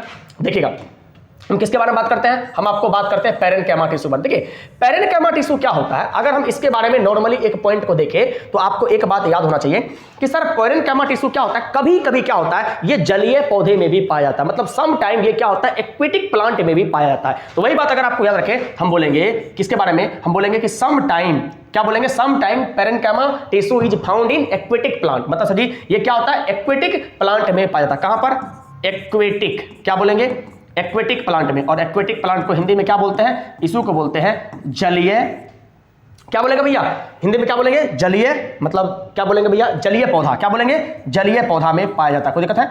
लेकिन जब कभी भी पैरेनकाइमा एक्वेटिक प्लांट में जल में पाया जाएगा तो हम इसको कभी भी पैरेनकाइमा के नाम से नहीं जानते, उस कंडीशन में हम इसको एरेनकाइमा के नाम से जानते हैं। किसके नाम से जानते हैं? एरेनकाइमा, क्या बोलेंगे, एरन, क्या बोलेंगे भैया इसको किसके नाम जानते हैं, इसको हम जानते हैं एरेनकाइमा के नाम से। क्या बोलते हैं? एरेनकाइमा। हिंदी में भी क्या बोलते हैं? एरेनकाइमा। और इंग्लिश में भी क्या बोलते हैं? एरेनकाइमा बोलते हैं। तो कई बार पूछेगा कि कब पैरेनकाइमा को हम मतलब कब हम पैरेनकाइमा टिश्यू को एरेनकाइमा टिश्यू के नाम से जानते हैं, तो क्या बोलेंगे, जब कभी भी आपका पैरेनकाइमा जो आपका टिश्यू होगा वो अगर क्या होगा जलीय पौधे में पाया जाएगा, तो जलीय पौधे में पाए जाने के कंडीशन में हम क्या होगा पैरेनकाइमा को हम किसके नाम से जानेंगे, एरेनकाइमा टिश्यू के नाम से जानते हैं। कोई दिक्कत है? आप बोलेंगे सर नहीं। और ये पैरेनकाइमा टिश्यू जो होता है ये कैसा होता है, तो ये लिविंग टिश्यू होता है। क्या बोलेंगे? ये लिविंग टिश्यू होता है। कोई दिक्कत है? आशा नहीं, पूर्ण विश्वास करते हैं कि उत्तक में आपको यहां से कोई भी डाउट जो है वो नहीं आ रहा होगा, ठीक है ना। अब हम आपको एक नया टॉपिक स्टार्ट करते हैं, ठीक ना, जिसको हम लोग किसके नाम से जानते हैं, तो डाइजेस्टिव सिस्टम के नाम से जानते हैं। क्या बोलते हैं? Digestive system. ये डाइजेस्टिव सिस्टम से भी क्या होता है, बहुत ज्यादा मात्रा में आपके एग्जाम में क्वेश्चंस आता है। क्या बोलेंगे? Digestive system.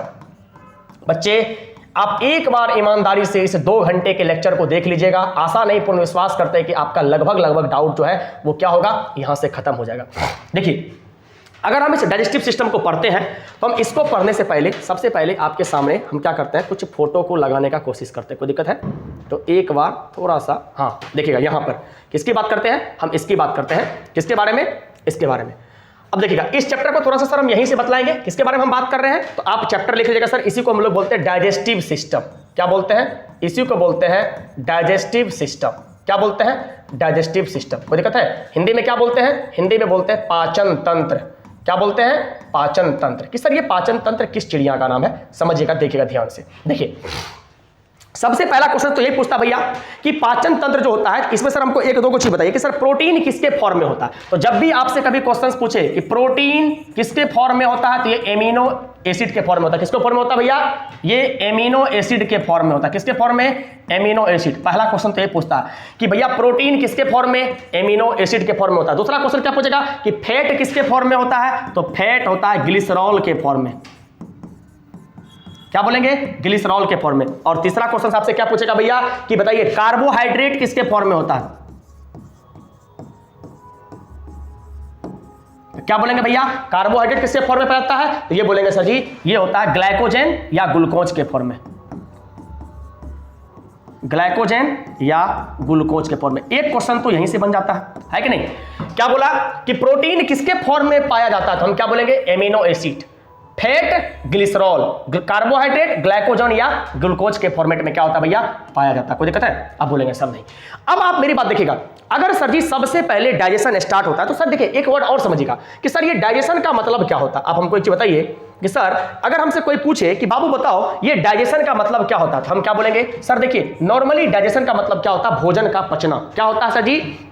अगर कोई पूछे कि सर डाइजेशन का मतलब क्या होता है, तो हम क्या बोलेंगे? भोजन का पचना। मतलब सर जी क्या होगा? Break down of food into simple food, होगा कि नहीं? With the help of enzyme.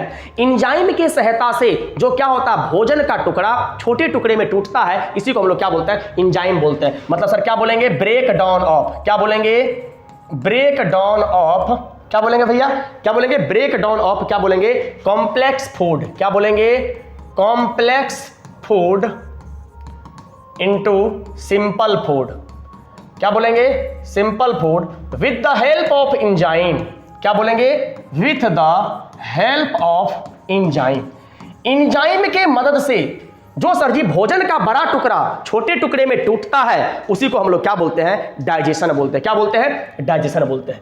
अब सर यहां पर एक टर्म और आता है कि सर ये सिस्टम किसको बोलते हैं। अगर हमसे बताइए कि सर ये सिस्टम किसको बोलते हैं, तो भैया याद रखिएगा सिस्टम का मतलब होता है ग्रुप ऑफ ऑर्गेन्स। क्या बोलते हैं सर जी, किसको बोलते हैं, ग्रुप ऑफ ऑर्गेन को हम लोग क्या बोलते हैं, ग्रुप ऑफ ऑर्गेन्स। क्या बोलते हैं, ग्रुप ऑफ ऑर्गेन्स को हम लोग क्या बोलते हैं, इसी को बोलते हैं सिस्टम। फिर से सुनिए मेरी बात को, सिस्टम मतलब क्या होता है, ग्रुप ऑफ ऑर्गेन्स, मतलब क्या बोलेंगे, अंग के समूह। और डाइजेशन का मतलब क्या होता है, भोजन के बड़े टुकड़े का भोजन के छोटे टुकड़े में एंजाइम के मदद से टूटना ही क्या कहलाता है भैया, आपका डाइजेशन कहलाता है। कोई दिक्कत है। अब सर जी सबसे पहला क्वेश्चन ही पूछता है कि डाइजेशन शुरुआत होता कहां से है। तो देखिए डाइजेशन की शुरुआत सर कहां से होता है, ये मुख से। क्या होता है, सबसे पहले सर क्या है, यहां पर अगर हम नंबर 1 पर बात करें तो क्या बोलेंगे सर, यहां पर है माउथ। अब मेरी बात को समझिएगा सर, यहां से ध्यान से थोड़ा सा, ठीक ना, कि नंबर 1 पर क्या है, यहां पर है माउथ। और सर माउथ के बाद जब चलेंगे, अब देखिए वो बात अलग है कि सर माउथ में क्या होता है, दो चीज होता है। माउथ में क्या होता है, दो चीज। अगर हम यहां पर आपसे लिखे कि सर माउथ में क्या चीज है, आप बोलेंगे सर माउथ में क्या है, दो चीज है। एक क्या होता है, एक होता है टंग। क्या होता है, एक होता है टंग, और एक क्या होता है भैया, एक होता है टीथ। एक क्या होता है, एक होता है टीथ। जहां पर हम टीथ को भी पढ़ेंगे और टंग को भी पढ़ेंगे। कोई दिक्कत है। अगर एक क्वेश्चन पूछ ले कि सर ये टंग में कैसा टिश्यू होता है, तो हम क्या बोलेंगे, यहां पर कनेक्टिव टिश्यू होता है। कैसा टिश्यू बोलेंगे, यहां पर कनेक्टिव टिश्यू, मतलब क्या होता है, संयोजी उत्तक रहता है। कोई दिक्कत है, आप बोलेंगे सर जी। चलिए देखिए देखिए अब सर आप मेरी बात को समझिएगा। अब मुख में क्या होता है, आप बोले सर यहां पर होता है टंग और यहां पर क्या होता है, टीथ। अब सर जी इसके बाद में सर देखिए ये जो आपका ये रास्ता है, इसी को हम लोग क्या बोलते हैं, इसी को हम लोग बोलते हैं एसोफेगस। क्या बोलते हैं, इसी को बोलते हैं सर जी एसोफेगस। क्या बोलते हैं, इसी को क्या बोलते हैं, एसोफेगस। तो इसको सेकंड नंबर पर क्या होगा, एसोफेगस। क्या होगा, एसोफेगस। और भैया एसोफेगस को ही हम लोग हिंदी में क्या बोलते हैं, इसी को बोलते हैं ग्रास नली। क्या बोलते हैं, इसी को हिंदी में क्या बोलते हैं, हिंदी में बोलते हैं ग्रास नली। क्या बोलते हैं, ग्रास नली, या इसी को सर जी हम लोग क्या बोलते हैं, फूड पाइप के नाम से जानते हैं। और तीसरा नंबर पर भैया यहां पर क्या होता है, स्टोमेक। क्या होता है, तीसरा नंबर पर भैया क्या होता है, स्टोमेक। और स्टोमेक के बाद भैया चौथा नंबर पर क्या होता है, तो उसी को हम लोग बोलते हैं लार्ज इंटेस्टाइन, जिसको हम लोग क्या बोलते हैं भैया, देखिए क्या बोलते हैं भैया, बड़ी आंत और छोटी आंत। कोई दिक्कत है, तो क्या बोलते हैं इसको, लार्ज इंटेस्टाइन। और 4 नंबर पर भैया 5वां नंबर में यहां पर क्या होता है, उसको बोलते हैं हम लोग स्मॉल इंटेस्टाइन। क्या बोलते हैं, स्मॉल इंटेस्टाइन। कोई दिक्कत है। कभी कभी इसका क्रम भी पूछ लेता है। क्या पूछ लेता है, क्रम पूछ लेता है। तो भैया क्या बोलेंगे, सबसे पहले क्या बोलेंगे, माउथ। माउथ पर क्या होगा, इसोफेगस। इसोफेगस के बाद क्या होगा, स्टोमक। स्टोमक के बाद क्या होगा, लार्ज इंटेस्टाइन। तब क्या होगा, स्मॉल इंटेस्टाइन। कोई दिक्कत है, आप बोलेंगे सर नहीं। यहां तक में आशा नहीं, पूर्ण विश्वास करते हैं कि सर आपको कोई भी डाउट नहीं होगा। कोई दिक्कत है। अब देखिए ये तो पूछता है, लेकिन अब आपको एक स्लाइड में सर यहां पर देखिए क्वेश्चंस कैसे पूछेगा। अब देखिए यहां पर क्वेश्चन कैसे पूछेगा, थोड़ा सा सर हम इसको क्या करते हैं, और भी हम इसको बड़ा करने का कोशिश कर रहे हैं। क्या कर रहे हैं,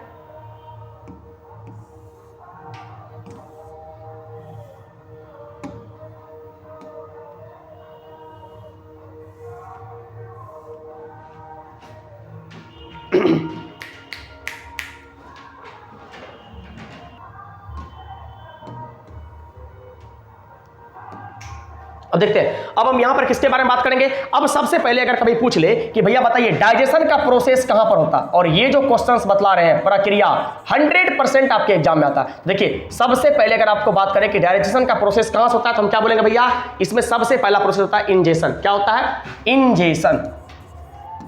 क्या होता है, इंजेशन। और इंजेशन के बाद में सर जी सेकेंड नंबर पर अगर हमसे कोई पूछे तो हम क्या बोलेंगे भैया, तब यहां पर सबसे पहले भोजन को खाएंगे, मुख से भोजन खाएंगे तब तो भोजन सर जी पचेगा ना। तो इंजेशन मतलब भोजन का लेना।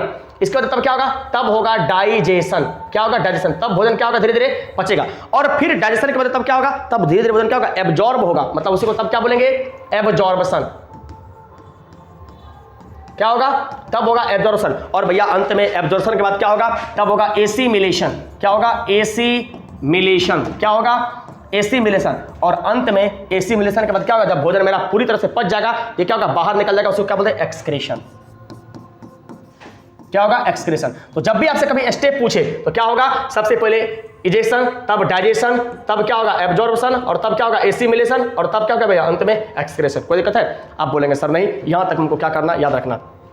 अब देखिए अब यहां से कई बार आपसे क्वेश्चन पूछता है कि भैया आपका जो लार्ज इंटेस्टाइन होता है, इस लार्ज इंटेस्टाइन का साइज क्या होता है? तो भैया याद रखना, इसका साइज होता है 1.5 सेंटीमीटर। कोई दिक्कत है? आप बोलेंगे नहीं। लार्ज इंटेस्टाइन का साइज कितना होता है? 1.5 सेंटीमीटर। और ये जो आपका स्मॉल इंटेस्टाइन होता है, इस स्मॉल इंटेस्टाइन का साइज कितना होता है? तो ये होता है 7.5 सेंटीमीटर। कितना होता है? 7.5 सेंटीमीटर। तो जब कभी भी आपको लार्ज इंटेस्टाइन और क्या कर ले सर जी, स्मॉल इंटेस्टाइन का रेशियो पूछ ले, स्मॉल इंटेस्टाइन का रेशियो पूछे तो क्या करेंगे? लार्ज इंटेस्टाइन कितना भैया? ये है आपका 1.5 सेंटीमीटर। कितना है? 1.5 सेंटीमीटर। और लार्ज इंटेस्टाइन कितना है? 7.5 सेंटीमीटर। देखिए इससे इसको कट करिए, कितना हो जाएगा? 1:5 आ जाएगा। तो ये कितना होता है? 1:5। लेकिन इसको ध्यान देना भैया, क्वेश्चन को चोभ करके जवाब देना है। जब लार्ज इंटेस्टाइन और स्मॉल इंटेस्टाइन बोलेगा, अगर लार्ज पहले दिया है तो लार्ज वाला पहले देंगे, स्मॉल बाद में तो बाद में देंगे। अगर यही आपको उल्टा कर देता कि स्मॉल और लार्ज का, तो क्या होता?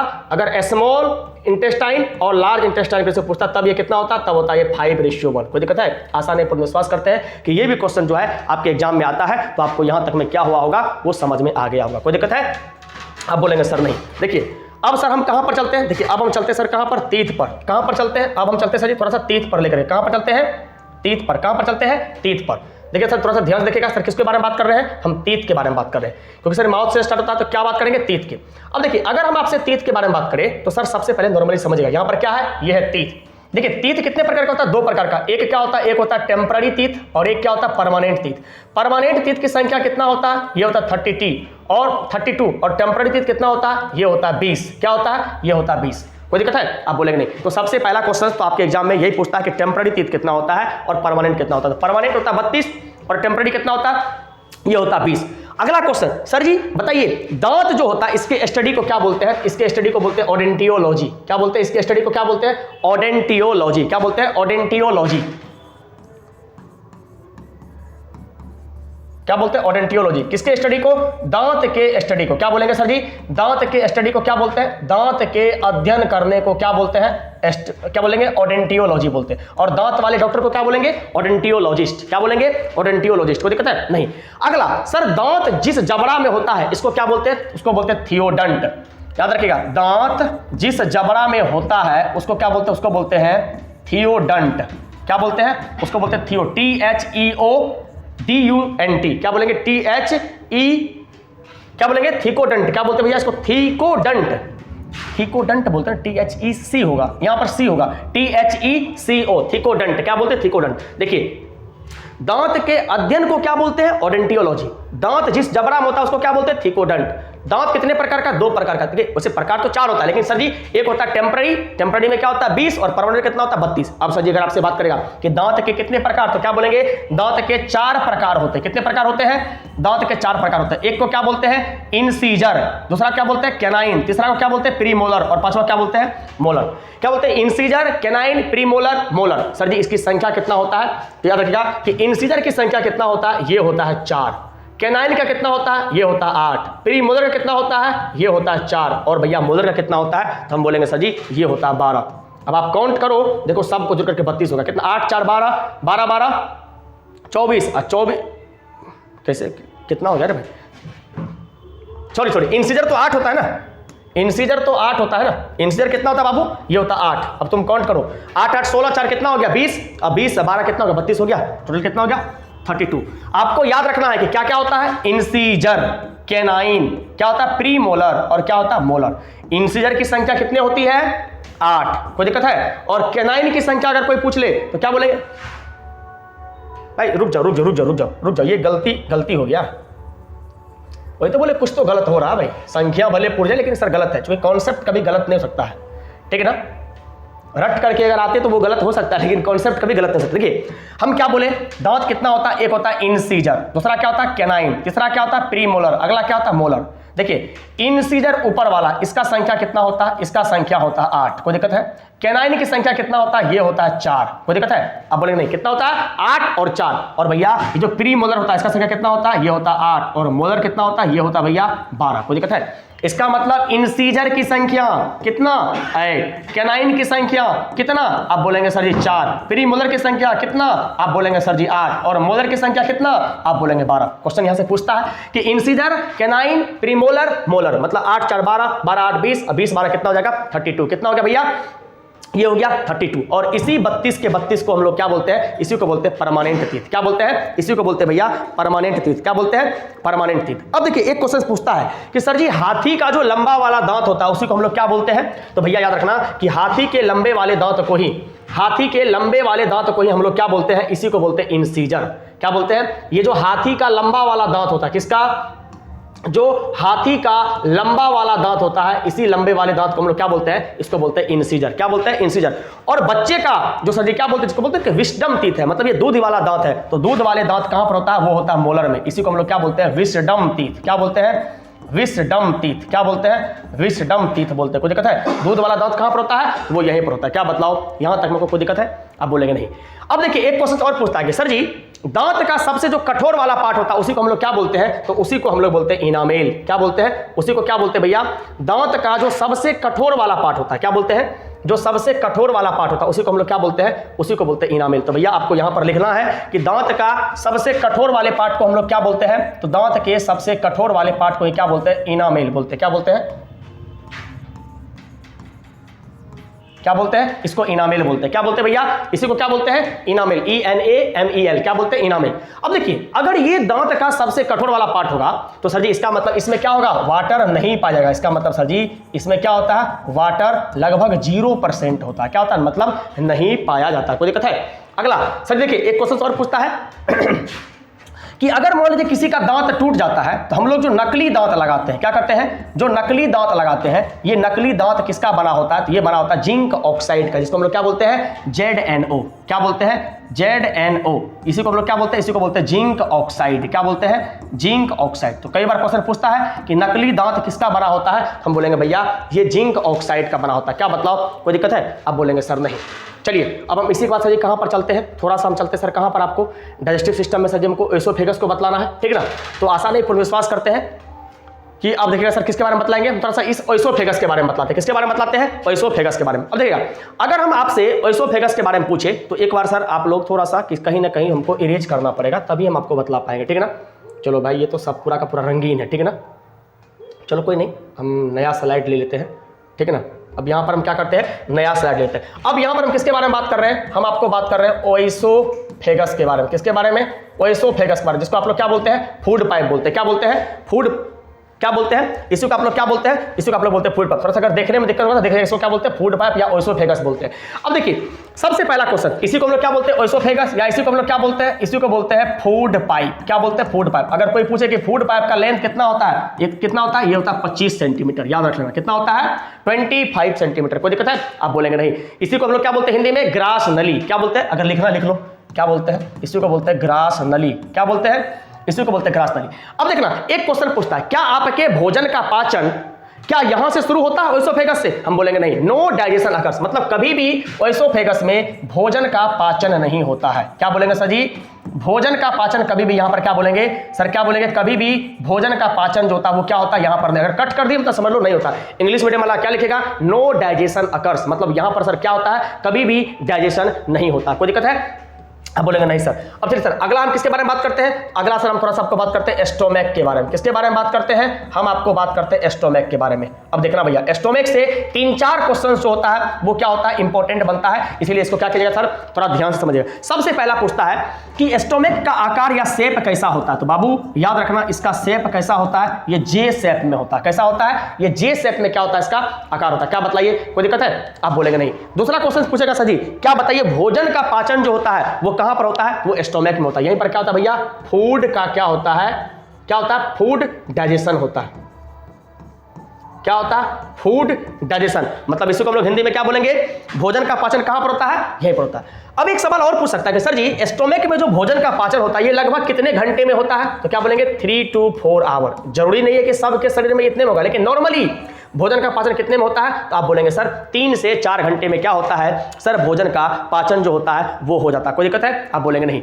अगला क्वेश्चन पूछता है कि सर बताइए एस्टोमैक में कौन सा ग्लैंड पाया जाता है, तो हम क्या बोलेंगे भैया, यहीं पर एक ग्लैंड होता है जिस ग्लैंड का नाम हम लोग क्या बोलते हैं भैया, गैस्ट्रिक ग्लैंड बोलते हैं। क्या बोलते हैं, इसी को हम लोग बोलते हैं गैस्ट्रिक ग्लैंड। क्या बोलते हैं, क्या बोलते हैं, गैस्ट्रिक ग्लैंड। क्या बोलते हैं, गैस्ट्रिक ग्लैंड। इसका मतलब सर जी आपके पेट में कौन सा ग्लैंड, कौन सा ग्लैंड को क्या बोलते हैं? ग्रंथि। तो हम क्या बोलेंगे सर जी? गैस्ट्रिक ग्रंथि पाया जाता है। कोई दिक्कत है? आप बोलेंगे सर नहीं। अब देखिएगा ये गैस्ट्रिक ग्रंथि क्या करने का काम करता है? तो ये गैस्ट्रिक ग्रंथि जो नॉर्मली क्या करता है भैया, ये 3 चीज को बनाता है, और ये 3 चीज में 2 जो होता है वो एंजाइम होता है, और एक जो होता है वो क्या होता है? एसिड होता है। कोई दिक्कत है? अब सर सबसे पहले देख लेते हैं कि सर एसिड कौन सा बनाता है? तो हाइड्रोक्लोरिक एसिड का निर्माण करता है। तो पूछेगा कि आपके स्टोमक में हाइड्रोक्लोरिक एसिड बनाने का काम किसका होता है? तो गैस्ट्रिक ग्लैंड का होता है। और सर ये दूसरा क्या बनाता है? तो 2 गो एंजाइम बनाता है। कौन सा? 2 गो एंजाइम बनाता है, जिसमें एक एंजाइम का नाम होता है रेनिन एंजाइम। क्या होता है? Rennin enzyme. और एक का काम क्या होता है? Pepsin enzyme. कौन सा एंजाइम होता है? Pepsin enzyme. तो भैया याद रखना, आपसे क्वेश्चन क्या पूछेगा कि भैया बताइए रेनिन एंजाइम और पेप्सिन एंजाइम को बनाने का काम जो होता है स्टोमक में कौन से ग्रंथि का होता है? तो हम क्या बोलेंगे? ये होता है गैस्ट्रिक ग्लैंड का काम। और गैस्ट्रिक ग्लैंड आपके स्टोमक में, पेट में 3 चीज को बनाता है। एक होता है रेनिन एंजाइम, एक होता है रेनिन एंजाइम, एक होता है पेप्सिन एंजाइम, और एक क्या होता है? Hydrochloric acid. क्या होता है बाबू? एक होता है हाइड्रोक्लोरिक एसिड। और याद रखेगा कि स्टोमक का शेप कैसा होता है? जे शेप में। और यहां पर क्या होता है? फूड का डाइजेशन, मतलब सजी भोजन का पाचन होता है। और भोजन का पाचन होने में जो टाइम लगता है वो कितना लगता है? 3 to 4 आवर का क्या होता है मेरे बाबू? आप बोलेंगे सर यहां पर समय लगता है। मेरे दोस्त, अगर आपको मेरा जरा सा भी मेहनत अच्छा लगता है, हम आपके लिए जितना मेहनत करते हैं, तो प्लीज आपसे मेरा एक ही रिक्वेस्ट है, आप शेयर भी नहीं करें चलेगा, हमको नहीं लगता है कि आप किसी को शेयर करें, लेकिन अगर आपको फायदा लगता है ना, तो आप इस वीडियो को उठते बैठते देखते सोते हमेशा देखिए। आपको हम इसका पीडीएफ भी प्रोवाइड करवा देंगे, आपको लिखना भी नहीं है, लेकिन आपको क्या करना सर जी, जितना लेवल पर आप सुन सकते हैं इस वीडियो को सुनिए। अगर आप इस लेक्चर को 3 से 4 बार सुन लेते हैं तो हम गारंटी के साथ कहते हैं कि आपको 6 to 8 सीटेट और बीपीएससी ट्री 2.0 निकालने से अगर मेरे पेपर में दिक्कत आ जाएगा तो आप हमको कमेंट करके बताइएगा कि सर आप जो पढ़ाए थे उसका कोई मोल ही नहीं था, वो बेकार था। समझ आ गया ना? हम आशा करते हैं भैया कि हम आपके लिए जो कंटेंट लाए हुए हैं ये कम समय में ज्यादा नंबराते हुए हम बहुत ज्यादा कुछ बतलाने का क्या किए हैं, कोशिश किए हैं। वैसे ये तो मेरा टीचिंग स्टाइल नहीं है, दिल नहीं भरता है हमको इस तरह से पढ़ाने पर, लेकिन क्या करें, आपका एग्जाम है, एग्जाम को देखते हुए हम कम समय में ज्यादा से ज्यादा सिलेबस को कवर अप करना चाहते हैं, इसीलिए हम इस स्टाइल को क्या किए हैं, अपनाए हैं, अडॉप्ट किए हैं। और मेरे भाई, मेरे मित्र, मेरे दोस्त, अगर आपको ये अच्छा लगता है तो प्लीज कमेंट कीजिए, लाइक कीजिए, क्योंकि आपके कमेंट और लाइक ही जो है हमको एक मोटिवेशन देता है कि हम आगे और भी आपके लिए बेहतर बेहतर कंटेंट बनाएं। और अगर आपका इस वीडियो पर प्यार मोहब्बत आया तो आगे भी इसका हम वीडियो लाएंगे, फिर आगे इसी तरह से हम आपको फिजिक्स का वीडियो लाएंगे, और आगे इसी तरह से हम 1 हफ्ता के अंदर केमिस्ट्री का भी वीडियो लाएंगे। लेकिन आपका टारगेट है कि कम से कम 1 हफ्ता के अंदर इस वीडियो पर मिनिमम 1000 लाइक होना चाहिए, और कम से कम सर आपको 500 घंटा जो है वो वॉच टाइम तो होना ही होना चाहिए। ये प्यार अगर आप दिखाते हैं तो यकीनन आप जो भी टॉपिक पर वीडियो लाने के लिए बोलेंगे हम दिल खोल करके आपके लिए वीडियो लाएंगे। कोई दिक्कत है मेरे भाई? चलिए अब मेरा प्रमोशन खत्म, अब चलते हैं काम की बात पर। तो क्या यहां तक आपको स्टोमक के बारे में कोई भी दिक्कत है? आप बोलेंगे सर नहीं। अब मेरे बाबू, मेरे सोना, मेरी मैना, अब एक चीज को समझना, अगर हम सर जी स्टोमक के बारे में बात करें और हम बोल रहे हैं कि स्टोमक से एसिड रिलीज होता है गैस्ट्रिक ग्लैंड के द्वारा, तो यहां पर एक टर्म आ रहा है जिसको हम लोग बोलते हैं ग्लैंड। क्या बोलते हैं? जिसको हम लोग बोलते हैं ग्लैंड। हिंदी में क्या बोलते हैं? इसी को बोलते हैं ग्रंथि। कि सर ये ग्रंथि क्या होता है? देखो ये क्या होता है, एक ऐसा केमिकल है, ये क्या है, एक ऐसा केमिकल या रसायन है जो आपके बॉडी में क्या करता है, 3 चीज का सेक्रेशन करता है। कितने चीज का? 3 चीज का। एक क्या होता है? एक होता है सर आपको जूस। क्या होता है? जूस। और एक क्या होता है? एक होता है एंजाइम। क्या होता है? एंजाइम। और एक क्या होता है? एक होता है भैया हार्मोन। एक क्या होता है? एक होता है आपका हार्मोन। कोई दिक्कत है?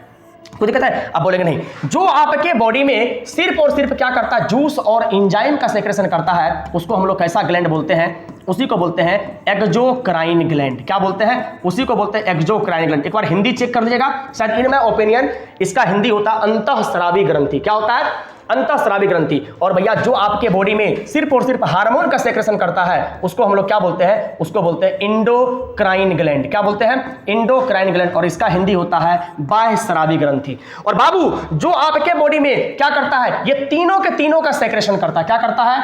इस तीनों के तीनों का सेक्रेशन करता है। मतलब सर जी जूस, एंजाइम और हार्मोन तीनों का सेक्रेशन करता है। उसी को हम लोग क्या बोलते हैं? उसी को तीसरा टाइप बोलते हैं मिक्स्ड ग्लैंड, मिश्रित ग्रंथि। क्या बोलते हैं? इसको बोलते हैं मिक्स्ड ग्लैंड। क्या बोलते हैं? Mixed gland. और इसी मिक्स्ड ग्लैंड का एग्जांपल क्या होता है? तो इसी का एग्जांपल होता है पेनक्रियाज। क्या होता है? इसी का एग्जांपल होता है पेनक्रियाज। तो जब भी आपसे कभी पूछ ले, यहां से भर भर के क्वेश्चंस पूछेगा। क्वेश्चंस क्या पूछेगा? कि बताइए ग्लैंड क्या होता है। हम बोलेंगे ग्लैंड एक ऐसा रसायन है, ग्रंथि एक ऐसा रसायन है जो क्या करता है हमारे बॉडी में जूस का, एंजाइम का और हार्मोन का सेक्रेशन करता है।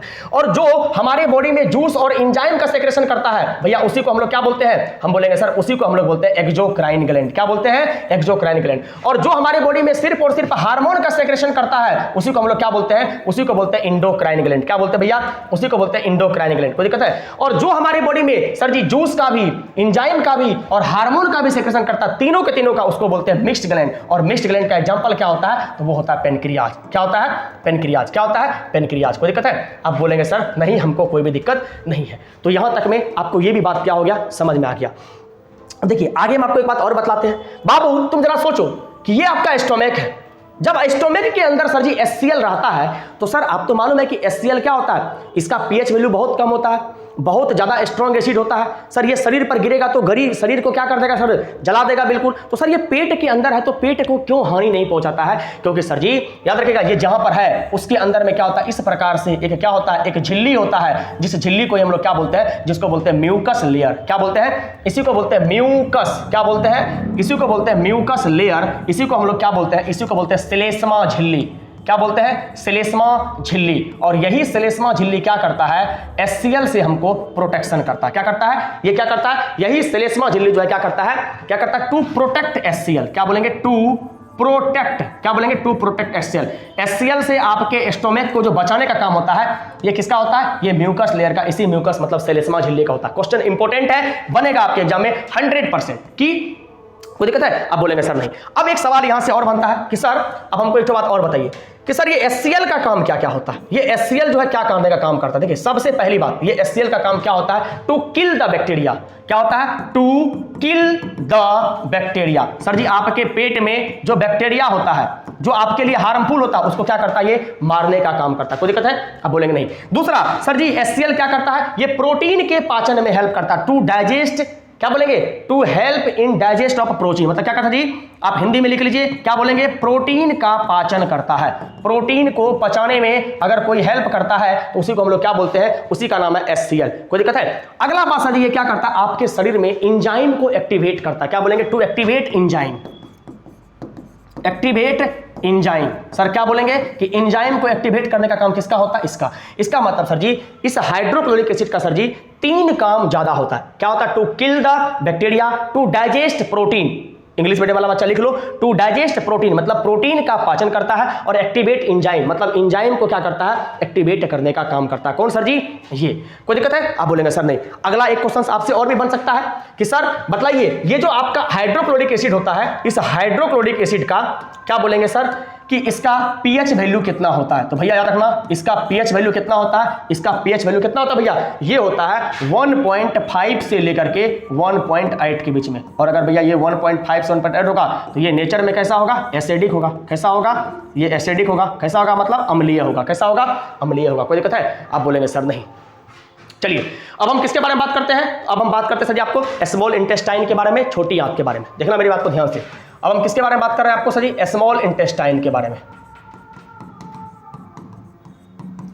लहरा लो तिरंगा प्यारा। आप लोग को डिस्टर्ब नहीं हो रहा होगा, बगल में यही गाना बज रहा था, हम अपनी भावनाओं को नहीं खो पाए और लहरा लो तिरंगा प्यारा, ठीक ना, ये गा दिए, ठीक ना। चलिए अगला बात सर जी, इसी स्मॉल इंटेस्टाइन के में क्या होता है सर जी, तो यहीं पर पाया सर क्या, लीवर और पेनक्रियाज। क्या होता है, यहीं पर होता है लीवर और क्या होता है, पेनक्रियाज। क्या होता है, पेनक्रियाज। और भैया अभी तुरंत आपको बताते हैं ये पेनक्रियाज कैसा ग्लैंड है, तो आप बोलेंगे सर जी ये मिक्स्ड ग्लैंड है, मतलब मिश्रित ग्रंथि है। अगर पूछे ये कैसा ग्लैंड है तो क्या बोलेंगे, मिश्रित ग्रंथि। कोई दिक्कत है। आप बोलेंगे नहीं। इसका मतलब जब सर ये मिश्रित ग्रंथि है, ये किसका किसका सेक्रेशन करता होगा, सर ये जूस का भी सेक्रेशन करता होगा, ये एंजाइम का भी सेक्रेशन करता होगा, और सर ये हार्मोन का भी सेक्रेशन करता होगा। कोई दिक्कत है। आप बोलेंगे नहीं, तीनों का सेक्रेशन। अगला सर जी ये जो स्मॉल इंटेस्टाइन होता है, ये स्मॉल इंटेस्टाइन में क्या होता है, हम बोलेंगे सर जी कंप्लीट फूड का डाइजेशन होता है। क्या बोलेंगे, क्या बोलेंगे, कंप्लीट फूड डाइजेशन अकर। मतलब क्या होता है, पूरे के पूरे क्या होता है सर जी, भोजन का पाचन होता है। आप ऐसा नहीं बोल सकते कि सर जी यहां पर खाली कार्बोहाइड्रेट का पाचन होता है, सर जी यहां पर खाली फैटे का होता है। यहां पर सब कुछ का पाचन होता है।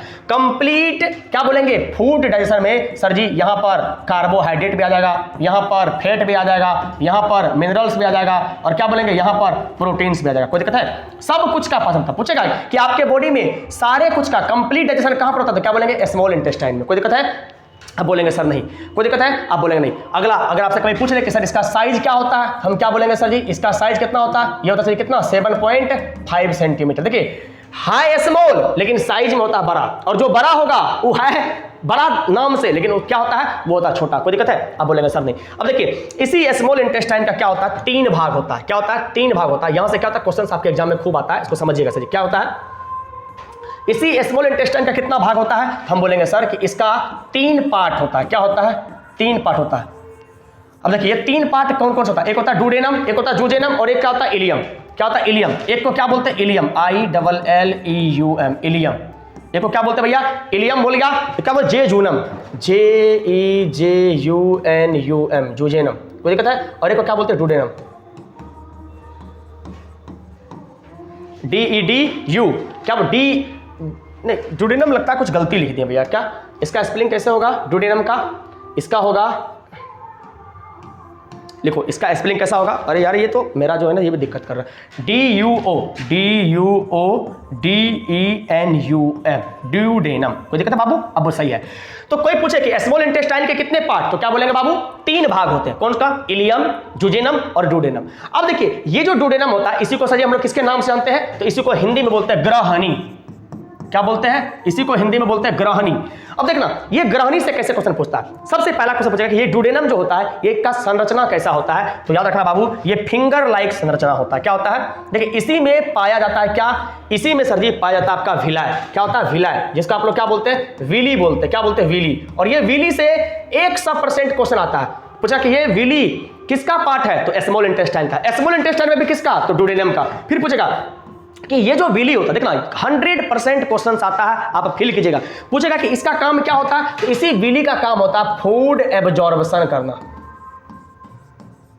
क्या करना बाबू, फूड का एब्जॉर्प्शन करना। अब सर जी फूड का एब्जॉर्प्शन का मतलब क्या होता है, भोजन का अवशोषण करना। क्या होता है, इसी को हम लोग हिंदी में क्या बोलते हैं, हिंदी में बोलते हैं भोजन का अवशोषण करना। बाबू जब भी आपसे बात करें ना कि भोजन का अवशोषण करने का काम जो होगा वो किसका होगा, हम क्या बोलेंगे सर, क्या बोलेंगे, ये काम सर किसका होगा, तो भोजन का अवशोषण करना। अरे बाबू आ जाओ ना, भोजन का अवशोषण करना, तो ये काम किसका होगा, ये काम होता है बिली का। कोई दिक्कत है, आप बोलेंगे सर नहीं, कोई दिक्कत नहीं। अगला पूछेगा कि इसका परत कैसा होता है, कैसा होता है, थीन होता है, मोटा होता है, पतला होता है, तो बाबू याद रखना ये कैसा होता है, इसका परत होता है पतला। खूब पूछता है, ये सब चीज पूछता है। यकीन नहीं आता तो प्रीवियस ईयर देख लेना, जब हम करवाएंगे तो देखना। बिली कैसा होता है, इसका परत पतला होता है, किसका काम करता है, भोजन को अवशोषण करने में काम करता है, किसका पार्ट है, डुडेनम का। डुडेनम किसका पार्ट है, स्मॉल इंटेस्टाइन का। स्मॉल इंटेस्टाइन का साइज कितना होता है, 7.5।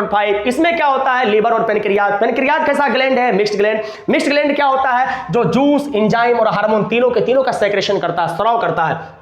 कोई दिक्कत है, स्मॉल इंटेस्टाइन में क्या होता है, तो कंप्लीट फूड का डाइजेशन होता है। कोई दिक्कत है, आप बोलेंगे सर नहीं, यहां तक में हम लोग को कोई भी तरह का कोई भी दिक्कत या कोई भी डाउट जो है वो नहीं है। क्या बोलेंगे सर, कोई भी दिक्कत या कोई भी डाउट नहीं है। क्या मतलब बाबू, कोई दिक्कत है, आप बोलेंगे नहीं। अब सर हम यहां पर किसके बारे में बात करेंगे, हम बात करेंगे सर आपको लार्ज इंटेस्टाइन के बारे में। किसके बारे में बात करेंगे बाबू, लार्ज इंटेस्टाइन। किसके बारे में बात करेंगे, लार्ज इंटेस्टाइन। फिर से बोल दिए हैं, ये लार्ज इंटेस्टाइन दिखने में है बड़ा, लेकिन साइज कैसा होगा, छोटा। क्या होगा बाबू, 1.5 सेंटीमीटर। क्या होगा, 1.5 सेंटीमीटर।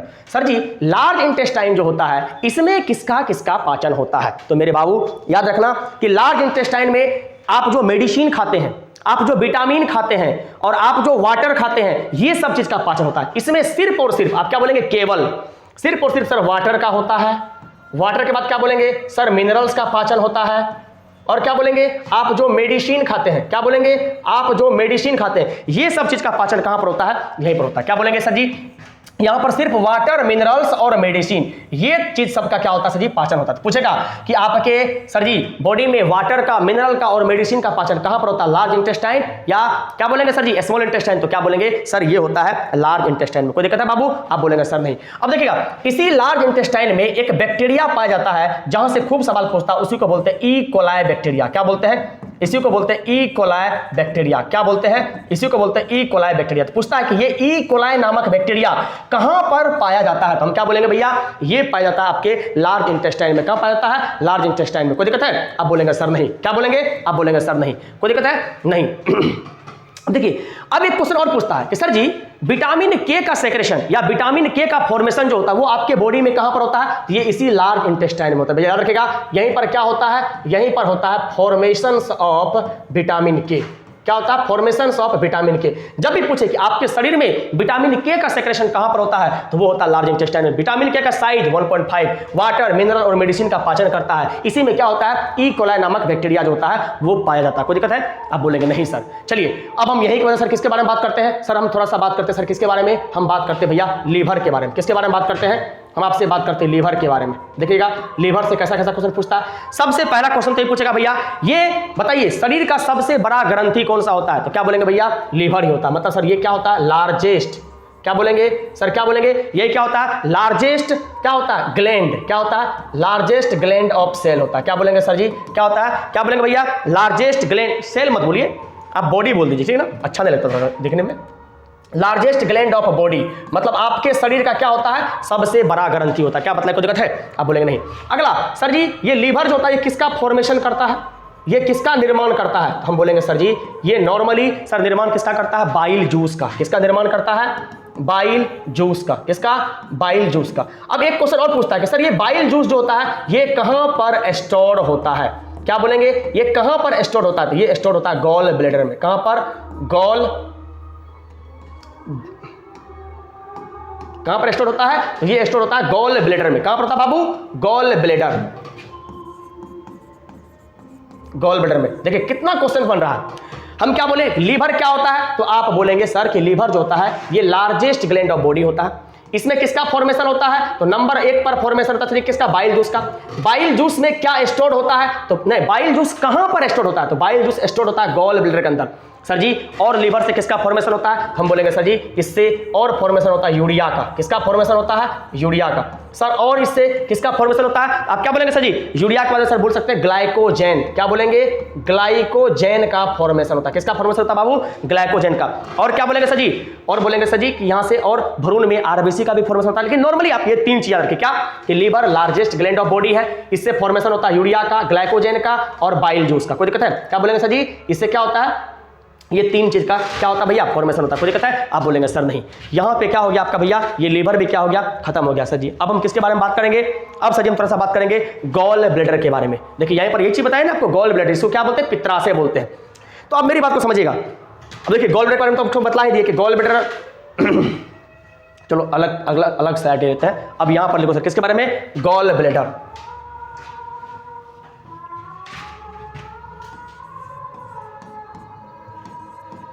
गॉल ब्लैडर, इसी को हिंदी में क्या बोलते हैं? पित्राशय।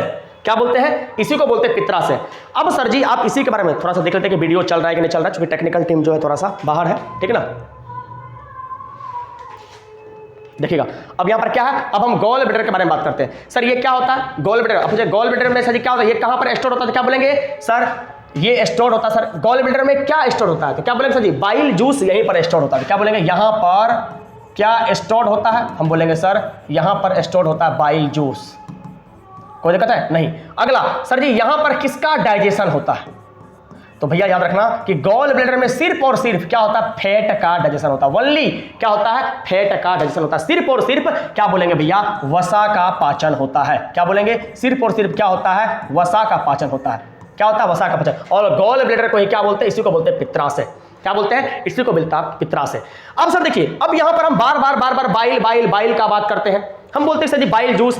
तो भैया यहां पर अगर आपसे कोई पूछ ले क्या बाइल में कोई भी प्रकार का एंजाइम पाया जाता है? तो क्या बोलेंगे? नहीं। आप इस चीज को ध्यान में रख लीजिएगा कि कभी भी बाइल जूस में किसी भी प्रकार का एंजाइम नहीं पाया जाता। क्या बोलेंगे? No enzyme found. क्या बोलेंगे?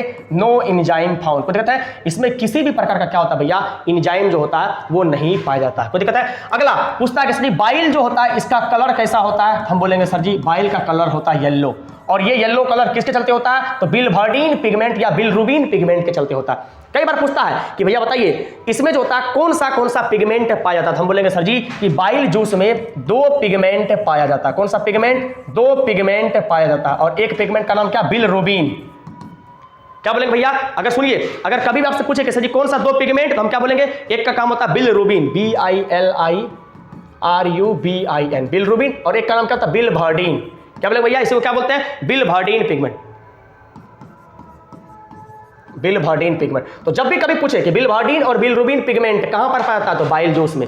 बाइल जूस में क्या कोई भी एंजाइम पाया जाता है? तो नहीं। बाइल जूस में कैसा कलर कैसा होता है? तो हम क्या बोलेंगे? सर इसका कलर होता है येलो। कैसा कलर होता है? येलो कलर होता है। कोई दिक्कत है? अब बोलेंगे सर नहीं, यहां तक में कोई दिक्कत नहीं है। सर जी अब पेनक्रियाज के बारे में आपको बता दिया, वो क्या होता है? मिक्स्ड ग्लैंड होता है। कोई दिक्कत है? नहीं। लेकिन सर थोड़ा सा समझिए पेनक्रियाज के बारे में, और भी 1-2 क्वेश्चन बोलते हैं। देखिए अभी हमको फिर से पेनक्रियाज के बारे में से बतला दिए हैं बहुत बार आपको, ठीक है ना। किसके बारे में बात करते हैं? हम आपको बात करते हैं पेनक्रियाज के बारे में। हम क्या बोले? सबसे पहला चीज कि पेनक्रियाज कैसा ग्लैंड है? हम बोलेंगे सर ये ग्लैंड है मिक्स्ड ग्लैंड। अगर ये मिक्स्ड ग्लैंड है, ये किसका सेक्रेशन करेगा? सर ये सेक्रेशन करेगा जूस का भी, ये सेक्रेशन करेगा एंजाइम का भी, और ये सेक्रेशन करेगा हार्मोन का भी। किसका करेगा? हार्मोन का। तीनों चीज का सेक्रेशन करेगा। लेकिन सर आपको एक बात याद रखना है कि अगर पूछे कि ये पेनक्रियाज जो होता है ये किसमें हेल्प करता है, तो भैया हम आपको क्या बोले थे कि ये हेल्प करता है डाइजेशन में भी, और किसमें? इंसुलिन फॉर्मेशन में। तो याद रखना अगर कभी पूछे कि ये किसमें किसमें हेल्प करता है, मदद करता है, तो ये हेल्प करता है किसमें भैया? इंसुलिन फॉर्मेशन में। इंसुलिन फॉर्मेशन में। जब भी बात करें कि इंसुलिन के फॉर्मेशन में मदद कौन करता है, हम बोलेंगे पेनक्रियाज। और दूसरा क्या बोलेंगे भैया? डाइजेशन। क्या बोलेंगे? ये डाइजेशन में, मतलब क्या बोलेंगे सर जी? पाचन में भी हेल्प करता है। क्या बोलेंगे? ये डाइजेशन में भी, मतलब क्या बोलेंगे भैया? ये पाचन में भी क्या करता है? मदद करता है। कोई दिक्कत है? आप बोलेंगे नहीं सर जी। और अगर पूछे कि सर पेनक्रियाज जो है ये डाइजेशन में कैसे हेल्प करता है, इससे कौन सा जूस रिलीज होता है, हम बोलेंगे भैया इसी पेनक्रियाज से एक जूस रिलीज होता है जिसको हम लोग क्या बोलते हैं? Pancreatic juice. क्या बोलेंगे? इसी को बोलते हैं हम लोग पेनक्रिएटिक जूस। तो भैया याद रखना कि ये पेनक्रिएटिक जूस निकलता है, और यही पेनक्रिएटिक जूस क्या करता है भैया? क्या करता है? डाइजेशन में भैया क्या करता है? हेल्प करता है। आशा नहीं पूर्ण विश्वास कर रहे हैं कि यहां तक में बाबू आपको ये भी जो चैप्टर है ये भी हम क्या कर दिए? खत्म कर दिए हैं। क्या कर दिए हैं? ये हम आपको क्या कर दिए भैया? ये आपको हम खत्म कर दिए। कोई दिक्कत है? आप बोलेंगे सर नहीं। अब सर हम किसके बारे में बात करते हैं? अब सर हम आपको थोड़ा सा बात करेंगे किसके बारे में? Circulatory system. जिस सर्कुलेटरी सिस्टम में हम आपको ब्लड के बारे में बतलाएंगे, और किसके बारे में बतलाएंगे? आपको हार्ट के बारे में बतलाएंगे। नॉर्मली आज हम किसके बारे में बतलाएंगे? आपको हार्ट के बारे में बतलाएंगे। हार्ट नहीं, हार्ट। तो भैया समझिएगा, अगर हम आज आपसे पूछे किसके बारे में? हार्ट के बारे में। किसके बारे में? हार्ट। और यहीं पर क्या बतलाएंगे आपको? थोड़ा सा ब्लड के बारे में। कोई दिक्कत है? आप बोलेंगे सर ने। देखिएगा अगर हम नॉर्मली आपको बता रहे हैं सर किसके बारे में? हार्ट के बारे में, तो देखिएगा सर हार्ट से कैसा कैसा क्वेश्चन पूछता है। सबसे पहला क्वेश्चन यही पूछता है कि सर जी हार्ट के स्टडी को क्या बोलते हैं? तो भैया रखिएगा सबसे पहला क्वेश्चन देखो, ये कैसा ऑर्गन है? हम क्या बोलेंगे? ये पंपिंग ऑर्गन है। क्या है? Pumping organ. क्योंकि ये ऑर्गन क्या करता है? ये पंप करता है, इसीलिए ये कैसा ऑर्गन हो गया? Pumping organ. अगला सर बताइए हार्ट जो होता है इसका नॉर्मली वेट कितना होता है? तो इसका वेट होता है भैया 300 ग्राम। कितना होता है? 300 ग्राम। क्या बोलेंगे? इसका वेट कितना होता है? ये होता है 300 ग्राम। अगला सर हार्ट के स्टडी को क्या बोलते हैं? तो इसी के स्टडी को बोलते हैं कार्डियोलॉजी। क्या बोलते हैं? क्या बोलते हैं? इसी को बोलते हैं कार्डियोलॉजी। देखिए अगर आप इसको तोड़ेंगे तो सर आपको मालूम होना चाहिए कि कार्डियो का मतलब क्या होता है? हार्ट, और लॉजी का मतलब क्या होता है? अध्ययन करना। मतलब जहां पर आप हार्ट के बारे में अध्ययन करते हैं उसी को क्या बोलते हैं? कार्डियोलॉजी। अगला सर बताइए हार्ट वाले डॉक्टर को क्या बोलते हैं? क्या बोलते हैं? हार्ट वाले डॉक्टर्स को क्या बोलते हैं? इसी को बोलते हैं कार्डियोलॉजिस्ट। क्या बोलते हैं? इसी को बोलते हैं कार्डियोलॉजिस्ट। क्या बोलते हैं? इसी को बोलते हैं कार्डियोलॉजिस्ट। क्या बोलते हैं? एसटी। क्या बोलते हैं? कार्डियोलॉजिस्ट। देखिए क्या बोलते हैं? इसी को क्या बोलते हैं? कार्डियोलॉजिस्ट। अगला सर हार्ट जो होता है ये कैसा ऑर्गन होता है? देखिए हम क्या बोले? ये पंपिंग ऑर्गन भी है, और कैसा ऑर्गन है? ये सर्कुलेटरी ऑर्गन भी है। कैसा? सर्कुलेटरी। नहीं सॉरी, ये ब्लड सर्कुलेटरी ऑर्गन है, क्योंकि ब्लड ही तो सर्कुलेट करता है ना। ये हार्ट कभी सर्कुलेटरी ऑर्गन तो नहीं हो सकता है। तो ये ब्लड के बारे में बता रहे हैं आपको कि ये ब्लड कैसा ऑर्गन है? क्या बोलेंगे, ये सर्कुलेटरी ऑर्गन है। सर्कुलेटरी ऑर्गन मतलब क्या होता है, ऐसा ऑर्गन जो क्या करता हो, मूव करता हो। तो क्या बताइए, ब्लड आपके शरीर से ऊपर के नीचे क्या करता है, मूव करता है कि नहीं करता है? आप बोलेंगे सर बिल्कुल करता है। अब देखिए, अब सर हम यहीं पर किसके बारे में बतलाते हैं, अब हम बतलाते हैं सर जी ब्लड के बारे में। थोड़ा देखना भैया, हम किसके बारे में बतला रहे हैं, ब्लड के बारे में। अब देखना ध्यान से, सबसे पहला क्वेश्चन क्या पूछेगा कि भैया बताइए ब्लड जो होता है इसमें कितने पार्ट होते हैं, 2 पार्ट होता है। एक पार्ट को हम लोग क्या बोलते हैं, इसी को हम लोग बोलते हैं प्लाज्मा वाला पार्ट, और एक को क्या बोलते हैं, इसी को बोलते हैं लिक्विड वाला पार्ट। क्या बोलते हैं, लिक्विड वाला पार्ट। अब सबसे पहला क्वेश्चन से ही पूछता है, या लिक्विड इसको बोलो सेल वाला पार्ट, क्या बोले, एक प्लाज्मा वाला पार्ट बोलो और एक सेल वाला पार्ट बोलो। क्या बोलो बाबू, इसको सेल वाला पार्ट बोलो। अब पूछेगा क्वेश्चन आपको कि सर बताइए कि ये जो ब्लड में प्लाज्मा वाला पार्ट होता है और सेल वाला पार्ट होता है, तो सर इसमें प्लाज्मा कितना परसेंट में होता है? तो भैया याद रखना कि हमेशा प्लाज्मा होता है 55%। कितना परसेंट, 55। तो अगर एक समय 55 गया, इसका मतलब सेल कितना परसेंट में होगा? तो आप बोलेंगे सर ये होगा 45%। पहला क्वेश्चन तो यहां से ही बनता है, कोई दिक्कत है नहीं। अगला क्वेश्चन सर जी, ये जो प्लाज्मा होता है, ये प्लाज्मा में क्या क्या होता है? इसमें 2 चीज पाया जाता है, एक पाया जाता है वाटर, और ये कितना परसेंट, तो 90 से लेकर के 92% पाया जाता है, कोई दिक्कत है नहीं। और एक चीज क्या पाया जाता है, एक पाया जाता है सर जी इसमें प्रोटीन। क्या पाया जाता है, एक होता है सर इसमें क्या, प्रोटीन, कोई दिक्कत है। और प्रोटीन कितना, तो जितना बच गया, मतलब कितना सर जी, 8 से लेकर के 10% क्या होता है इसमें प्रोटीन पाया जाता है, कोई दिक्कत है? आप बोलेंगे सर नहीं। अगला सर सेल जो होता है, सेल कितने प्रकार का, तो 3 प्रकार का होता है सर जी। कौन कौन सा, एक होता है सर जी आपको आरबीसी, जिसको बोलते हैं रेड ब्लड सेल्स, दूसरे को बोलते हैं भैया कौन सा, डब्ल्यूबीसी व्हाइट ब्लड सेल्स, और तीसरे को बोलते हैं भैया कौन सा, प्लेटलेट्स, PLATLETS प्लेटलेट, जिसको हम लोग क्या बोलते हैं, जिसको बोलते हैं बिम्बाणु। क्या बोलते हैं, जिसको बोलते हैं बिम्बाणु। कोई दिक्कत है? आप बोलते नहीं सर जी। हम क्या बोले कि ब्लड में कितने पार्ट, 2 पार्ट। एक क्या होता है बाबू, एक होता है प्लाज्मा वाला पार्ट, एक क्या होता है सेल वाला पार्ट। सेल वाला पार्ट कितना परसेंट, 45%, प्लाज्मा वाला 55%। प्लाज्मा में क्या क्या पाया जाता है, तो वाटर और प्रोटीन। वाटर कितना परसेंट में, 90 से 92% में। और अगर आपसे भैया कभी भी पूछ ले कि प्रोटीन कितना परसेंट में, हम क्या बोलेंगे सर जी, प्रोटीन पाया जाता है कितना परसेंट में, तो प्रोटीन पाया जाता है सर जी 8 से लेकर के 10% में। क्या बतलाओ, कोई दिक्कत है? आप बोलेंगे सर नहीं। चलिए अब हम सर जी थोड़ा सा आपको बात करते हैं किसके बारे में, आरबीसी के बारे में, डब्ल्यूबीसी के बारे में और प्लेटलेट्स के बारे में। सर समझिएगा, अब ध्यान समझिएगा, हम यहां पर किसके बारे में बात कर रहे हैं, आरबीसी। दूसरा किसके बारे में बात कर रहे हैं, डब्ल्यूबीसी। और तीसरा किसके बारे में बात कर रहे हैं, प्लेटलेट्स। प्लेटलेट्स के बारे में समझिएगा ध्यान से। अब देखिए आरबीसी, डब्ल्यूबीसी और प्लेटलेट्स, इस तीनों के बारे में हमको क्या कर रहे हैं, थोड़ा सा बतला रहे हैं। तो सर समझिएगा, अब सबसे पहला पूछेगा कि सर जी आरबीसी को दूसरा किसके नाम से जानते हैं, तो इसी को बोलते हैं इरिथ्रोसाइट्स। क्या बोलते हैं, इसी को बोलते हैं इरिथ्रोसाइट्स। उसी प्रकार से डब्ल्यूबीसी को किसके नाम से जानते हैं, तो भैया इसी को हम लोग बोलते हैं ल्यूकोसाइट। क्या बोलते हैं, क्या बोलते हैं, ल्यूकोसाइट्स। और प्लेटलेट्स को किसके नाम से जानते हैं, इसी को बोलते हैं थ्रोम्बोसाइट्स। क्या बोलते हैं, थ्रोम्बोसाइट। तो कुछ क्वेश्चन कई बार आया है कि RBC is also called as erythrocytes, WBC is also called as leucocytes, platelets is also called as thrombocytes. कोई दिक्कत है? अगला सर जी इसका लाइफ कितना होता है, इसका जीवन कितने दिन का होता है, तो आरबीसी का जीवन होता है सर जी 120 दिन का। कितने दिन का, 120 दिन का। उसी प्रकार से डब्ल्यूबीसी का सर जिंदगी कितना दिन का होता है, तो अगर नॉर्मली बोलेंगे सर तो 2 से लेकर के कितने दिन का, 4 दिन का। और सर इसका जिंदगी कितने दिन का, आप बोलेंगे सर जी 7 डेज। 7 डेज, या इसी को क्या बोलते हैं, 1 वीक। और 1 वीक में आपको मालूम है कितने सप्ताह, 1 सप्ताह। कोई दिक्कत है? आप बोलेंगे सर नहीं।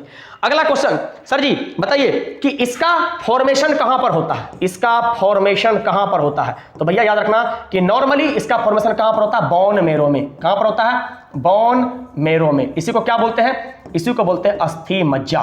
क्या बोलते हैं, अस्थि मज्जा। और सर जी डब्ल्यूबीसी का भी फॉर्मेशन कहां पर होता है, ये भी होता है सर जी कहां पर, बोन मैरो में। कहां पर, ये भी होता है बोन मैरो में। और भैया प्लेटलेट्स के बारे में नॉर्मली हम नहीं देखते, कोई दिक्कत है? तो जब भी आपसे बात करें कि आरबीसी का फॉर्मेशन कहां पर होता है, बोन मैरो अस्थि मज्जा में, और डब्ल्यूबीसी का फॉर्मेशन भी कहां पर होता है, अस्थि मज्जा में। और ये अस्थि मज्जा कहां पर होता है, तो ये बोन में पाया जाता है, हड्डी में पाया जाता है। हड्डी के कौन से वाले भाग में, तो बीच वाले भाग में। कोई दिक्कत है? आप बोलेंगे सर नहीं। अगला सर जी इसका डेड कहां पर होता है, ये मरता कहां पर है, तो भैया ये मरता है एस्प्लीन में। कहां पर, एस्प्लीन। इसी को हिंदी में क्या बोलते हैं, प्लीहा। क्या बोलते हैं भैया, इसी को बोलते हैं प्लीहा। और ये भी कहां पर मरता भैया, तो ये भी मरता कहां पर, एस्प्लीन में। और इसका भी मरने का जिक्र हम लोग नहीं करते, किसका, प्लेटलेट्स का। तो आरबीसी और डब्ल्यूबीसी का फॉर्मेशन भी एक जगह पर, कहां पर, बोन मैरो में, और मरता भी कहां पर है भैया, एस्प्लीन में। कोई दिक्कत है? नहीं। आरबीसी का जीवन काल 120 दिन का, इसका 2 से 4 दिन का। आरबीसी को बोलते हैं इरिथ्रोसाइट्स, और इसको क्या बोलते हैं, इसको बोलते हैं ल्यूकोसाइट्स। क्या बोलते हैं भैया, इसको बोलते हैं ल्यूकोसाइट्स। कोई दिक्कत है? आप बोलेंगे सर नहीं। अब देखिए अगर हम आगे और भी बात करें सर जी, किसके बारे में, थोड़ा सा थ्रोम्बोसाइट्स के बारे में। तो भैया याद रखिएगा कि थ्रोम्बोसाइट जो होता है इसका काम क्या होता है, तो मतलब ये तो प्लेटलेट्स होता है या थ्रोम्बोसाइट जो सेल्स होता है, अगर हम बात करें कि सर इसका काम क्या होता है, इसका काम होता है भैया क्या, ब्लड को क्लॉटिंग करवाना। क्या करना, ब्लड को क्लॉटिंग करवाना, मतलब क्या करना, रुधिर का थक्का बनाना। क्या करना, रुधिर का थक्का बनाना। तो जब भी आपसे कोई बात करे कि रुधिर का थक्का बनाने के लिए क्या क्या जरूरी होता है, तो हम क्या बोलेंगे, प्लेटलेट्स। क्या बोलेंगे, प्लेटलेट्स। और फिर कौन सा विटामिन, तो बोलेंगे विटामिन के। और कौन सा मेटल, तो क्या बोलेंगे, कैल्शियम। ये तीन चीज जो होता है ये क्या करता है, ब्लड को थक्का बनाने में हेल्प करता है। याद रख लीजिएगा क्या क्या, प्लेटलेट्स, बिंबाणु, विटामिन के और कैल्शियम धातु। ये क्या होता है भैया, ये तीनों का तीनों चीज क्या करता है, क्या करता है भैया, आपको याद रखना है कि हमेशा ब्लड को थक्का बनाने में, जब भी कभी आपको चोट लग जाएगा, कट जाएगा, फट जाएगा और ब्लड निकलते रहेगा, तो उस ब्लड को जमाने में आपका कैल्शियम धातु, प्लेटलेट्स और विटामिन के, ये तीनों का तीनों चीज क्या करता है, आपको हेल्प या मदद करता है। कोई दिक्कत है, आप बोलेंगे सर नहीं। देखिए अब हम आगे किसके बारे में बात करते हैं, हम आगे आपको बात करेंगे सर हार्ट के बारे में। किसके बारे में बात करेंगे, हम आगे आपको बात करेंगे हार्ट के बारे में।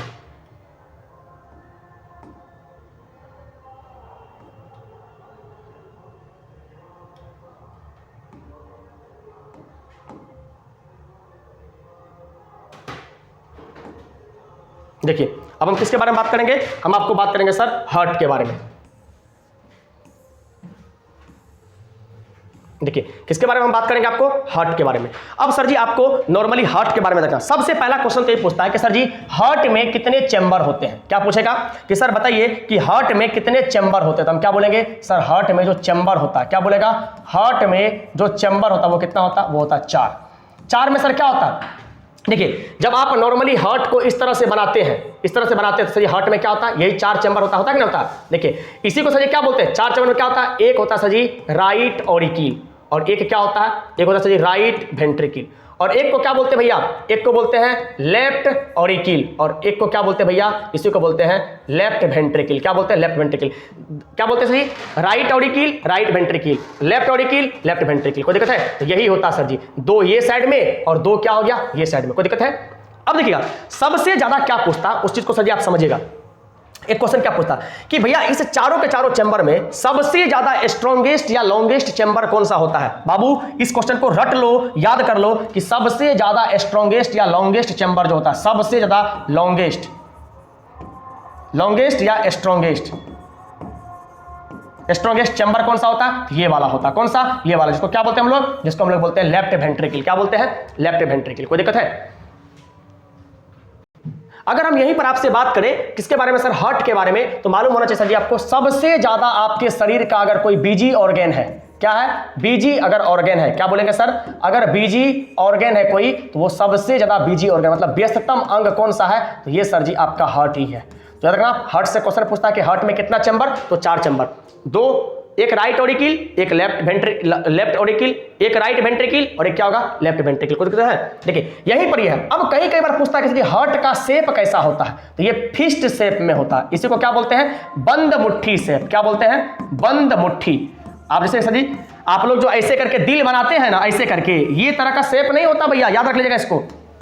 इस तरह का कभी भी शेप नहीं होता है, इसीलिए इसको कभी भी ध्यान में मत रखिएगा इस तरह का शेप होता है, बल्कि शेप कैसा होता है, इस तरह से बंद मुट्ठी का आकार का क्या होता है, हार्ट का शेप होता है। तो हार्ट का शेप फिस्ट मुट्ठी की तरह। कोई दिक्कत है, क्या बोलेंगे सर जी, फिस्ट मुट्ठी की तरह। कोई दिक्कत है, आप बोलेंगे सर नहीं।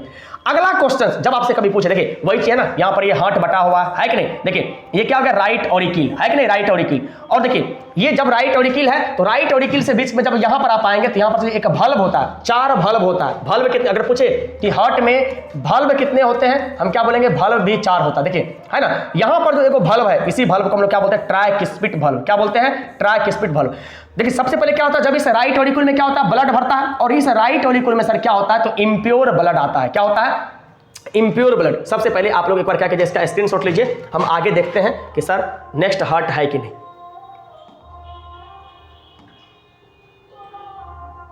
नहीं, यहीं पर है, हमको यहीं पर बतलाना पड़ेगा। तो आप एक बार समझिएगा, अगर हम यहां पर आपसे बात करें, चलो एक बार हम तो नया फ्रेश पेज लेते हैं। देखिए हम आपको बोलते हैं कि ये सपोज कर देखिए सर, ये क्या है, ये है आपका हार्ट, ये क्या है, ये है आपका हार्ट। देखिए हार्ट है कि नहीं है, तो इसका मतलब आप समझो, इसको हम लोग क्या बोलते हैं, इसको बोलते हैं राइट ऑरिकिल, इसको क्या बोलते हैं हम लोग, इसको बोलते हैं सर जी राइट वेंट्रिकल, इसको क्या बोलते हैं हम लोग, इसको बोलते हैं लेफ्ट ऑरिकिल, इसको क्या बोलते हैं हम लोग, इसको बोलते हैं लेफ्ट वेंट्रिकल।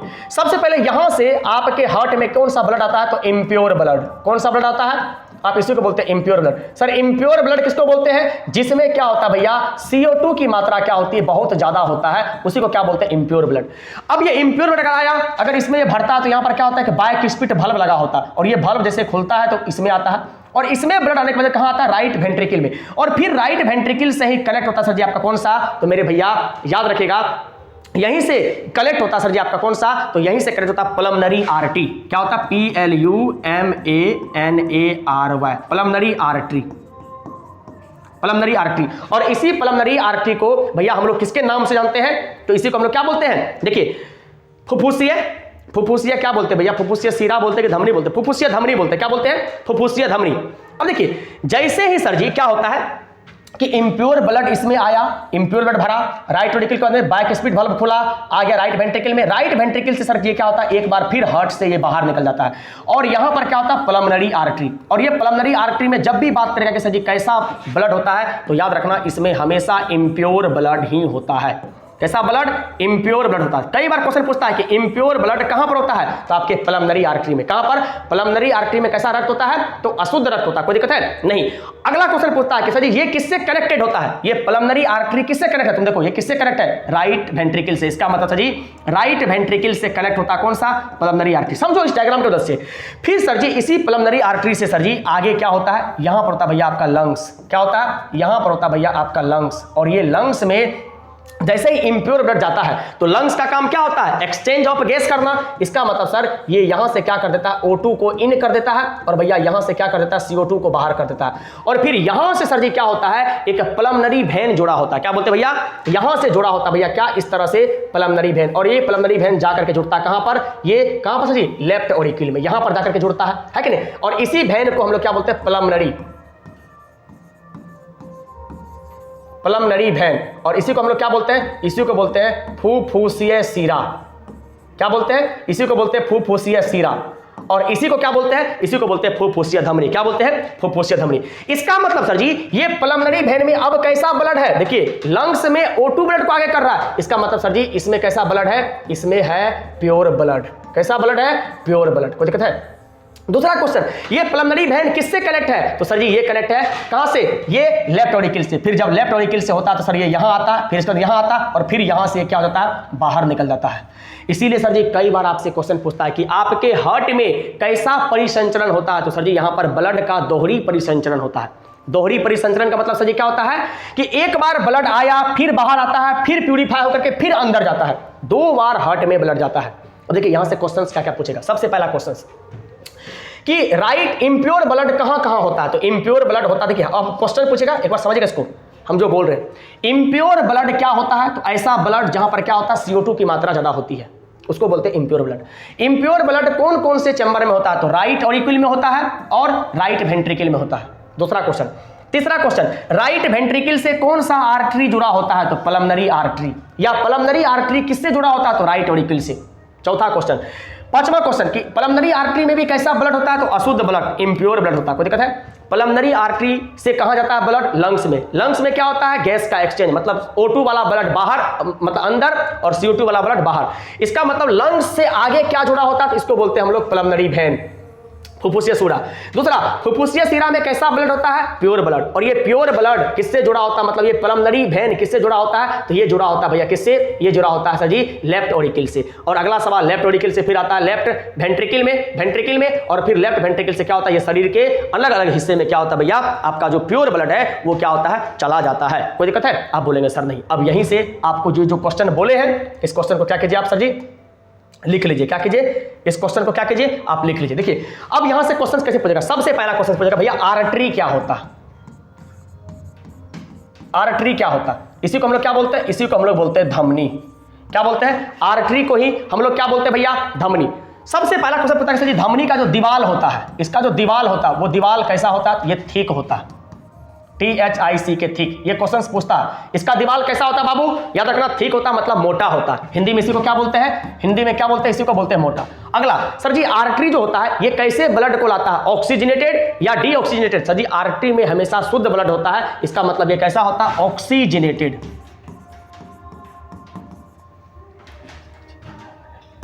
ऑक्सीजनेटेड ब्लड होता है मतलब शुद्ध ब्लड होता है, कोई दिक्कत है, ऑक्सीजन युक्त ब्लड होता है। तो पूछेगा कि ऑक्सीजन युक्त ब्लड कहां पर होता है, आर्टरी में। लेकिन भैया जब भी यहां पर आपसे बात करें किसके बारे में, वेन के बारे में, वेन को क्या बोलते हैं, इसी को बोलते हैं सीरा।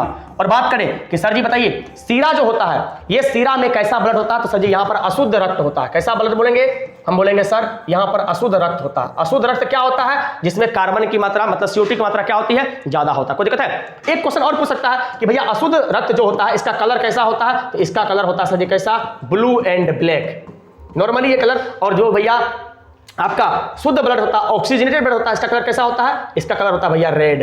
कैसा होता है, ये रेड कलर का ब्लड होता है। कोई दिक्कत है, आप बोलेंगे सर नहीं, तो अंतर यहां पर नहीं बोलना। लेकिन भैया अगर कभी भी आपसे बात कर ले कि भैया पल्मोनरी आर्टरी क्या होता है, यहीं पर समझो। अगर आपसे बात करें कि पल्मोनरी आर्टरी, जो कि इसका एक्सेप्शन है, अब तुमको लगेगा कि सर जी आर्टरी है तो यहां पर क्या होगा, ऑक्सीजनेटेड ब्लड होगा। तो इसका मतलब जब भी हमसे बात करें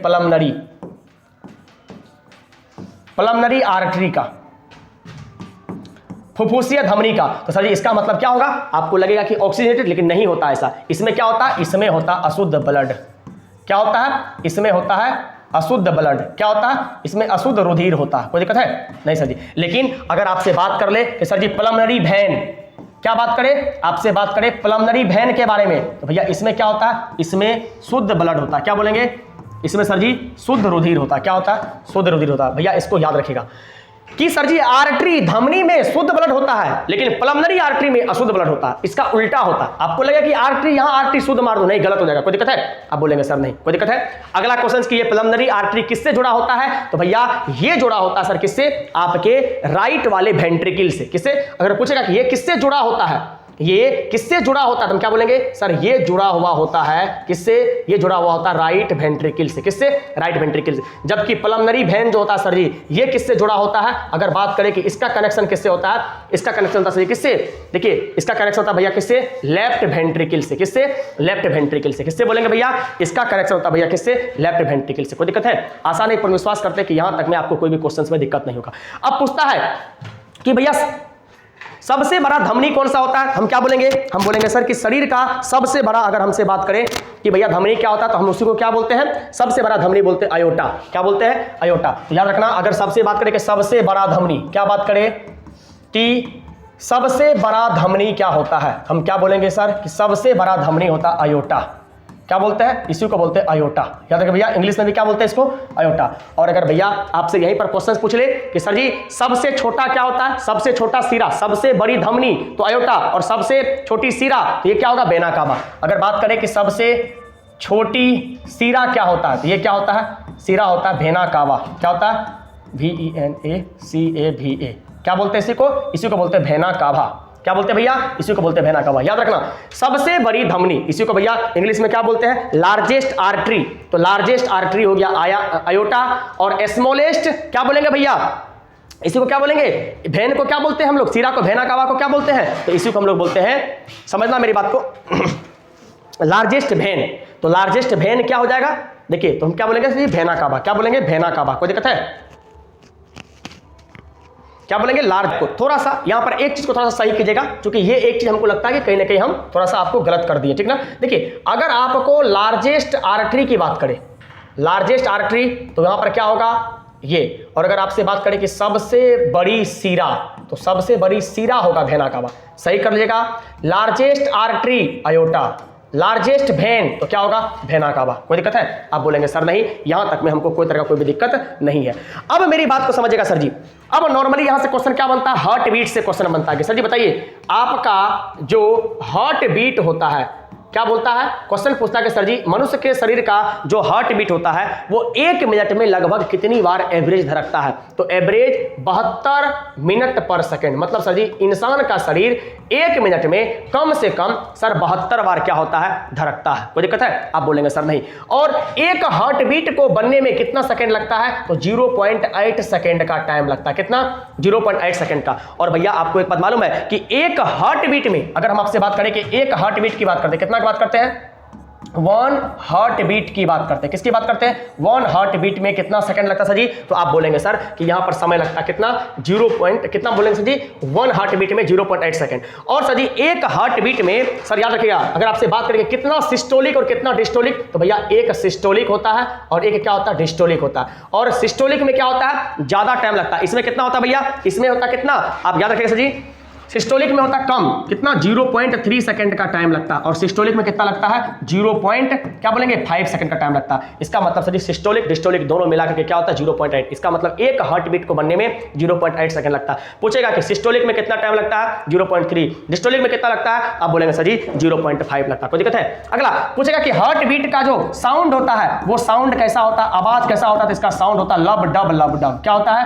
लब डब लब डब। क्या होता है? यहां से सर जी लब डब का क्या होता है? साउंड जो है वो आपको आते रहता है। देखिए जब आप सांस लेते हैं और जब सर आपका कपाट बंद होता है, जिसको आप लोग क्या बोलते हैं सर जी? कपाट जब बंद होगा तो साउंड आएगा कैसे? लब लब लब लब लब लब। ठीक समझ रहे? क्या बोलेंगे सर जी? जब भी आपका बाइस्पिड या ट्राइस्पिड कपाट क्या होता है? बंद होता है तो साउंड कैसा आता है? लब डब लब डब। और सर जी क्या होता है? जब आपका क्या होता है? ये क्लोज होता है तो क्लोज के होने के बाद में क्या होता है सर जी? डब डब डब डब का। लेकिन देखिए सर क्लोज कौन सा होता है और ये लब डब कौन सा होता है? तो जब भी बाइस्पिड और ट्राइस्पिड वाल्व सर क्या होता है आपका? बंद होता है तो तभी लब डब का साउंड आता है, जिसको हम लोग क्या बोलते हैं? हार्ट का कॉन्ट्रैक्शन होना। मतलब सिंपल समझिए, जब कभी भी आपका हार्ट कॉन्ट्रैक्ट करेगा मतलब सिकुड़ेगा, तो हार्ट जब भी सिकुड़ेगा तो साउंड आएगा लब लब लब लब लब। और जब ये हार्ट आराम करेगा, ऐसे फैलेगा, रिलैक्स में जाएगा, तो वहां पर क्या साउंड आएगा? Dub dub dub dub dub. कोई दिक्कत है? आसान नहीं। पूर्ण विश्वास करते हैं कि आज जो भी लगभग आपको 5 चैप्टर खत्म किए हैं, यहां से आपका एक भी टॉपिक नहीं बाहर जाएगा।